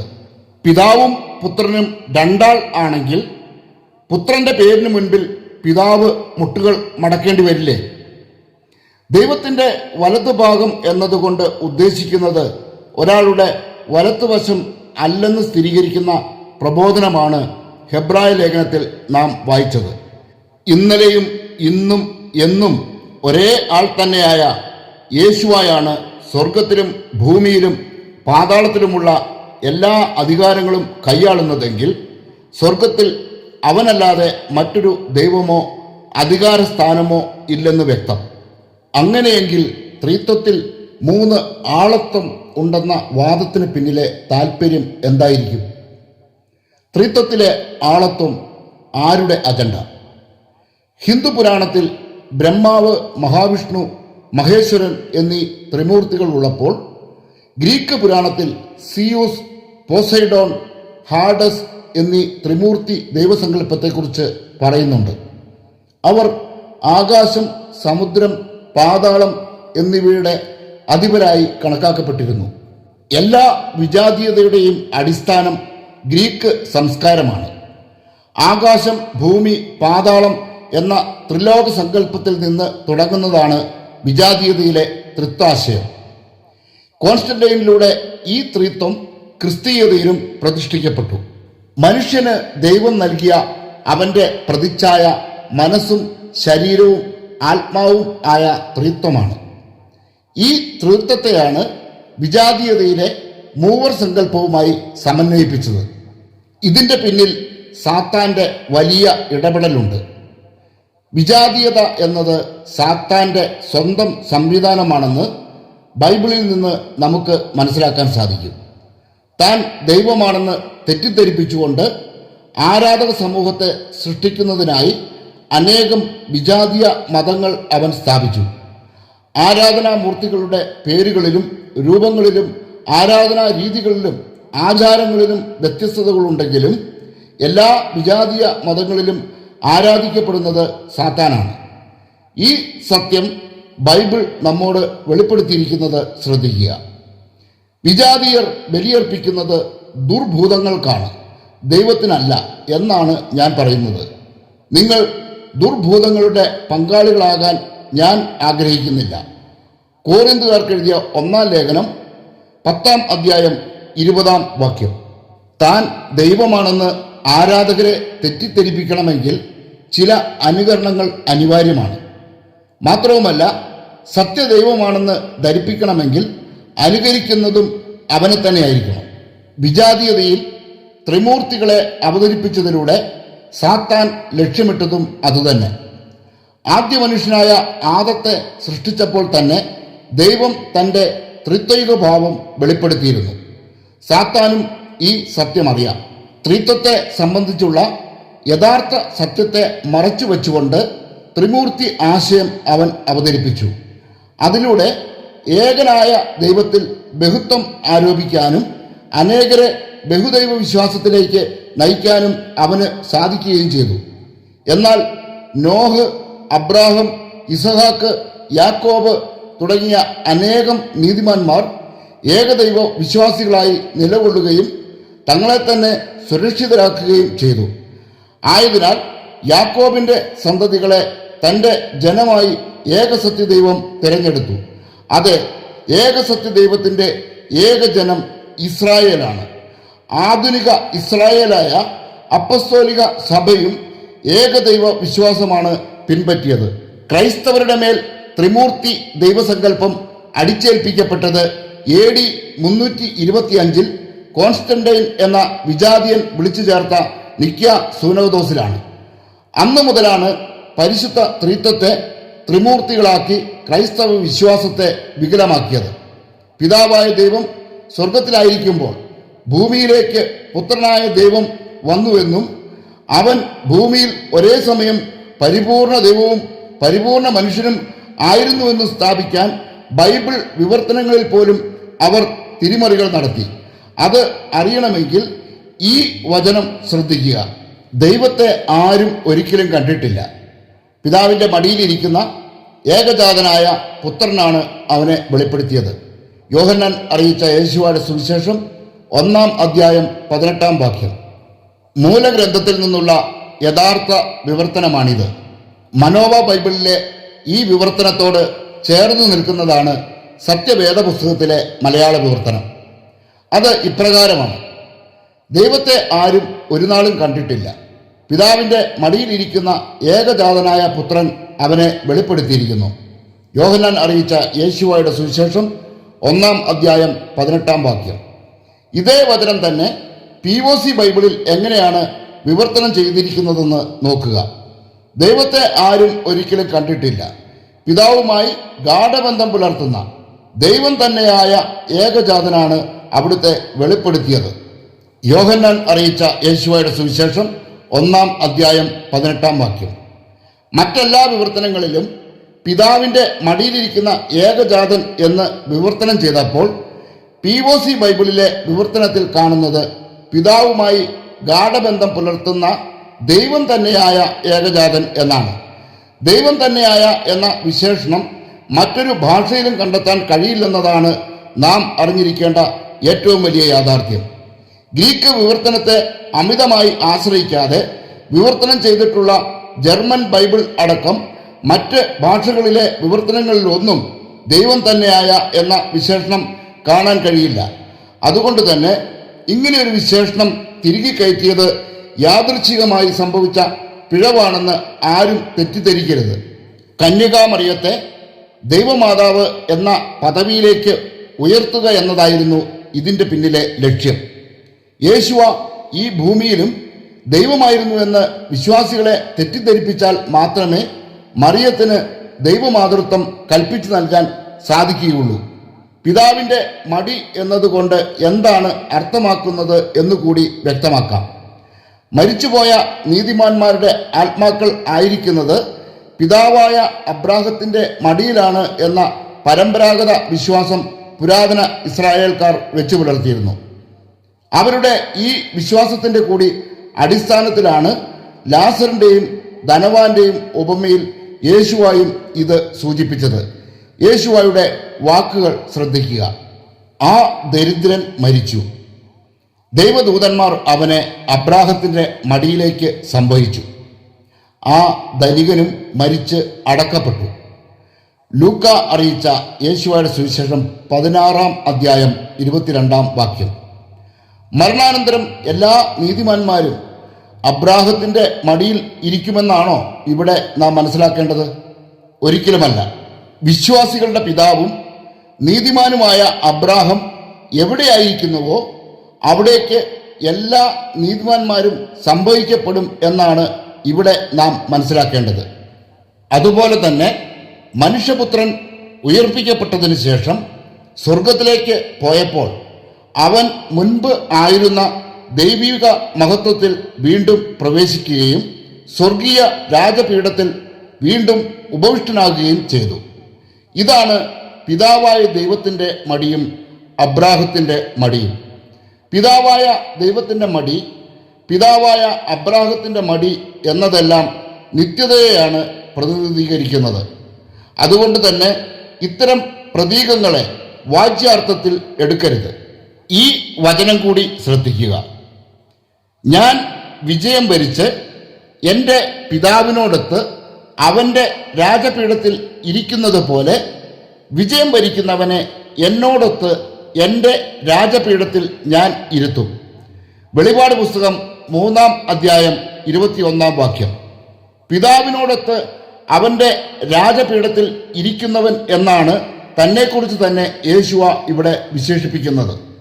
എന്നാൽ മറ്റു ചില ലിഖിതങ്ങളിൽ ദൈവത്തിൻ്റെ വലതുവശത്ത് ഇരിക്കുന്നവനായി യേശുവയെ കാണാം. ഈ ലിഖിതം നോക്കുക. മിശിയാകിനെ മരിച്ചവരിൽ നിന്ന് ഉയർപ്പിക്കുകയും സ്വർഗത്തിൽ അവൻ്റെ വലത്തുവശത്ത് ഇരുത്തുകയും ചെയ്തപ്പോൾ അവനിൽ പ്രവർത്തിച്ചത് ഈ ശക്തിയാണ്. അങ്ങനെ ഈ യുഗത്തിലും വരാനിരിക്കുന്ന യുഗത്തിലും എല്ലാ ആധിപത്യങ്ങൾക്കും അധികാരങ്ങൾക്കും ശക്തികൾക്കും പ്രഭുത്വങ്ങൾക്കും അറിയപ്പെടുന്ന എല്ലാ പേരുകൾക്കുമുപരി അവനെ ഉപവിഷ്ടനാക്കി. അവൻ എല്ലാ വസ്തുക്കളെയും അവൻ്റെ പാദങ്ങൾക്ക് കീഴിലാക്കുകയും എല്ലാറ്റിനും മുകളിൽ അവനെ സഭയ്ക്ക് തലവനായി നിയമിക്കുകയും ചെയ്തു. സഭ അവൻ്റെ ശരീരമാണ്. എല്ലാ വസ്തുക്കളിലും സകലവും പൂർത്തിയാക്കുന്ന അവൻ്റെ പൂർണ്ണതയുമാണ്. എഫേസോസ് ലേഖനം 1-ാം അധ്യായം 20 മുതൽ 23 വരെയുള്ള വാക്യങ്ങൾ. ദൈവത്തിൻ്റെ വലതുവശത്ത് ഇരിക്കുന്നവൻ എന്ന വിശേഷണം കൂടാതെ ഈ യുഗത്തിലും വരാനിരിക്കുന്ന യുഗത്തിലും എല്ലാ ആധിപത്യങ്ങൾക്കും അധികാരങ്ങൾക്കും ശക്തികൾക്കും പ്രഭുത്വങ്ങൾക്കും അറിയപ്പെടുന്ന എല്ലാ പേരുകൾക്കും ഉപരി അവനെ ഉപവിഷ്ടനാക്കി എന്നുകൂടി ഈ ലിഖിതത്തിൽ കാണാം. ദൈവത്തിൻ്റെ വലത്തുവശം എന്നത് ഭൗതിക തലത്തിൽ പരിഗണിച്ചാൽ യേശുവ വഹിക്കുന്ന അധികാരങ്ങളെക്കുറിച്ചും മറ്റുമുള്ള വെളിപ്പെടുത്തൽ അതുമായി ചേർന്നു പോകില്ല. അതായത് ബൈബിളിൽ മഹത്വത്തിൻ്റെ വലത്തുവശം അഥവാ ദൈവത്തിൻ്റെ വലത്തുഭാഗം എന്നതുകൊണ്ട് അർത്ഥമാക്കുന്നത് ഭൗതികമായ ഒരു വശത്തെയല്ല, മറിച്ച് യേശുവായ്ക്ക് സ്വർഗത്തിൽ ലഭിച്ച ഏറ്റവും ഉയർന്ന പദവി, അധികാരം, ആദരവ്, ജയം എന്നിവയാണ്. വലത്തുവശത്തെ സംബന്ധിക്കുന്ന വേറെയും വെളിപ്പെടുത്തലുകൾ ബൈബിളിലുണ്ട്. ഈ പ്രബോധനം ശ്രദ്ധിക്കുക. ഇതുവരെ പ്രതിപാദിച്ചതിൻ്റെ ചുരുക്കം ഇതാണ്. സ്വർഗത്തിൽ മഹിമയുടെ രാജപീഠത്തിൻ്റെ വലത്തുഭാഗത്തിരിക്കുന്ന ഒരു പ്രധാന പുരോഹിതൻ നമുക്കുണ്ട്. ഹെബ്രായ ലേഖനം 8-ാം അധ്യായം 1-ാം വാക്യം. മഹിമയുടെ രാജപീഠത്തിൻ്റെ വലത്തുഭാഗം എന്നാണ് ഇവിടെ വെളിപ്പെടുത്തിയിരിക്കുന്നത്. സമാനമായ മറ്റൊരു വെളിപ്പെടുത്തൽ നോക്കുക. അവൻ ദൈവത്തിൻ്റെ മഹത്വത്തിൻ്റെ തേജസ്സും സത്തയുടെ മുദ്രയുമാണ്. തൻ്റെ ശക്തിയുടെ വചനത്താൽ അവൻ എല്ലാറ്റിനെയും താങ്ങി നിർത്തുന്നു. പാപങ്ങളിൽ നിന്ന് നമ്മെ ശുദ്ധീകരിച്ചതിന് ശേഷം അത്യുന്നതങ്ങളിലുള്ള മഹത്വത്തിൻ്റെ വലത്തു ഭാഗത്ത് അവൻ ഉപവിഷ്ടനായി. ഹെബ്രായ ലേഖനം 1-ാം അധ്യായം 3-ാം വാക്യം. ഇവിടെയെല്ലാം ഒന്നിലധികം വ്യക്തികളിലേക്ക് വിരൽ ചൂണ്ടുന്ന സൂചനകളുണ്ടെന്ന് വിശ്വാസികളെ തെറ്റിദ്ധരിപ്പിക്കാൻ എളുപ്പമാണ്. ബൈബിളിലെ പ്രതീകാത്മക സൂചനകളെയെല്ലാം ഭൗതികമായ അർത്ഥത്തിൽ പരിഗണിക്കാൻ തയ്യാറാകുന്നവരെയാണ് ഇത്തരത്തിൽ വഞ്ചിക്കാൻ സാധിക്കുന്നത്. എന്നാൽ പരിശുദ്ധാത്മാവിൻ്റെ വഴിനടത്തലിൽ ദൈവവചനം പഠിക്കാൻ തയ്യാറായാൽ എല്ലാ വചനവിരുദ്ധ ആശയങ്ങളിൽ നിന്ന് പുറത്തു വരാൻ നമുക്ക് സാധിക്കും. അബ്രാഹത്തിൻ്റെ മടി, പിതാവിൻ്റെ മടി, മഹിമയുടെ വലത്തുഭാഗം, ദൈവത്തിൻ്റെ വലത്തുഭാഗം, രാജപീഠത്തിൻ്റെ വലത്തുഭാഗം എന്നിവയെല്ലാം പ്രതീകാത്മക സൂചകങ്ങളാണ്. ലളിതമായി പറഞ്ഞാൽ, പാപം മൂലം മലിനമായ മണ്ണിലേക്ക് ഇറങ്ങി വരാൻ ദൈവത്തിന് തൻ്റെ അതിപരിശുദ്ധമായ ദൈവികാവസ്ഥ നിലനിർത്തിക്കൊണ്ട് സാധിക്കുകയില്ല. അവൻ ഇറങ്ങി വരുന്ന നിമിഷത്തിൽ തന്നെ ഭൂമി കത്തി ചാമ്പലാകും. എന്നാൽ പാപപരിഹാരത്തിന് അവൻ വന്നേ മതിയാകൂ. ആയതിനാൽ ദൈവം എന്ന അവസ്ഥ നിലനിർത്തേണ്ടത് ഒരു കാര്യമായി പരിഗണിക്കാതെ തന്നെ ശൂന്യനാക്കി ഒരു ദാസന്റെ അവസ്ഥ സ്വീകരിച്ച് പരിപൂർണ മനുഷ്യനായി ഭൂമിയിൽ അവൻ അവതരിച്ചു. കുരിശുമരണം വരെ അവൻ അങ്ങനെ തന്നെ ആയിരുന്നു. ദൈവം എന്ന അവസ്ഥയിൽ മരണം അസാധ്യമായതുകൊണ്ട് കൂടിയാണ് അവൻ ദൂതന്മാരെക്കാൾ അല്പം താഴ്ന്നവനായ മനുഷ്യന്റെ അവസ്ഥ സ്വീകരിച്ചത്. മരണത്തെ ആശ്ലേഷിക്കാൻ മനുഷ്യനായി വന്നവൻ അതിനെ ആശ്ലേഷിക്കുകയും തൻ്റെ ദൈവിക അവസ്ഥയിലേക്ക് മടങ്ങിപ്പോവുകയും ചെയ്തു. അതെ, താൻ മനുഷ്യനായി ഭൂമിയിൽ ആയിരുന്നപ്പോൾ തന്നിലെ ദൈവികത എവിടെയായിരുന്നുവോ ആ ദൈവികതയിലേക്ക് തിരികെ പ്രവേശിച്ചു എന്നാണ് ഇവിടെ അർത്ഥമാക്കുന്നത്.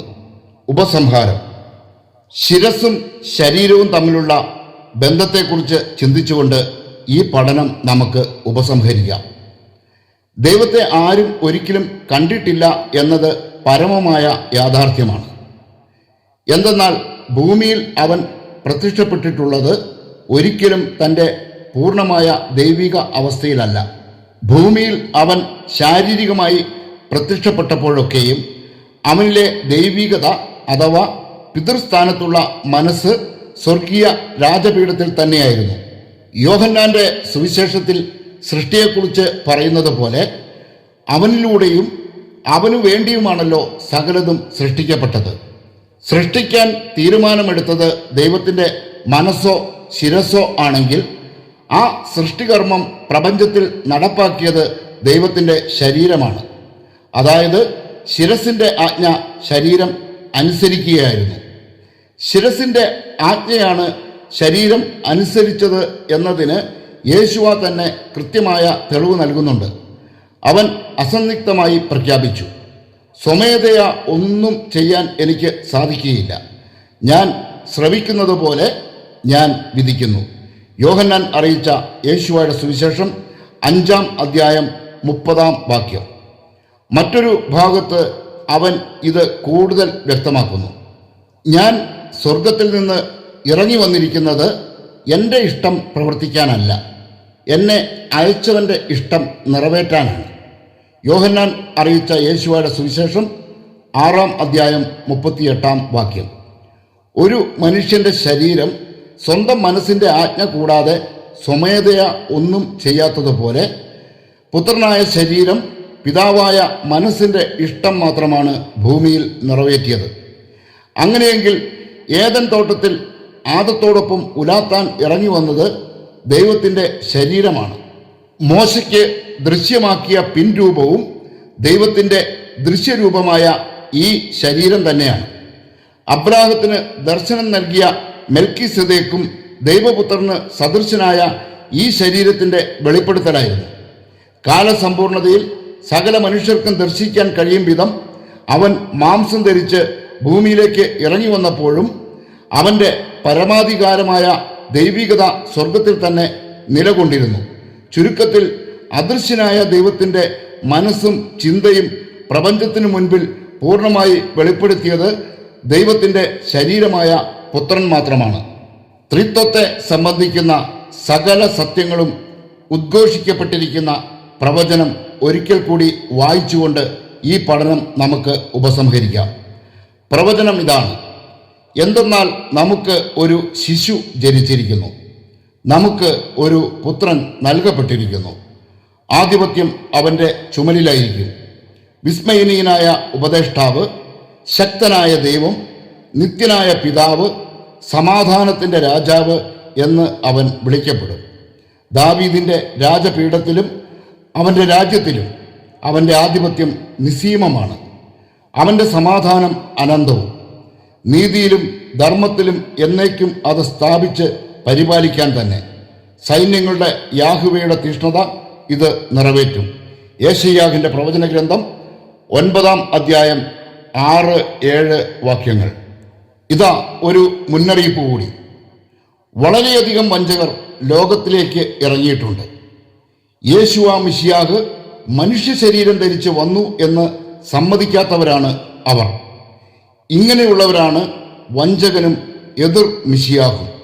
യോഹന്നാന്റെ 2-ാം ലേഖനം 1-ാം അധ്യായം 7-ാം വാക്യം. ഉടൻ വരാനിരിക്കുന്ന യേശുവയുടെ അതിപരിശുദ്ധമായ പേരിന് ആരാധനയും സ്തുതിയും മഹത്വവും. ഈ ചാനൽ സബ്സ്ക്രൈബ് ചെയ്യുവാനും ലൈക്ക് ചെയ്യുവാനും മറക്കരുത്. ഈ വിഷയവുമായി ബന്ധപ്പെട്ട് വചനാധിഷ്ഠിതമായ ചോദ്യങ്ങളുണ്ടെങ്കിൽ കമൻ്റ് ചെയ്യുക. വചനപരമായ ഏത് സംശയങ്ങളും പരിഹരിക്കാൻ ഈ സ്ക്രീനിൽ കാണുന്ന വാട്സാപ്പ് നമ്പറിൽ വിളിക്കാവുന്നതാണ്. യേശുവയുടെ രക്ഷാകരമായ പേരിന് മഹത്വം.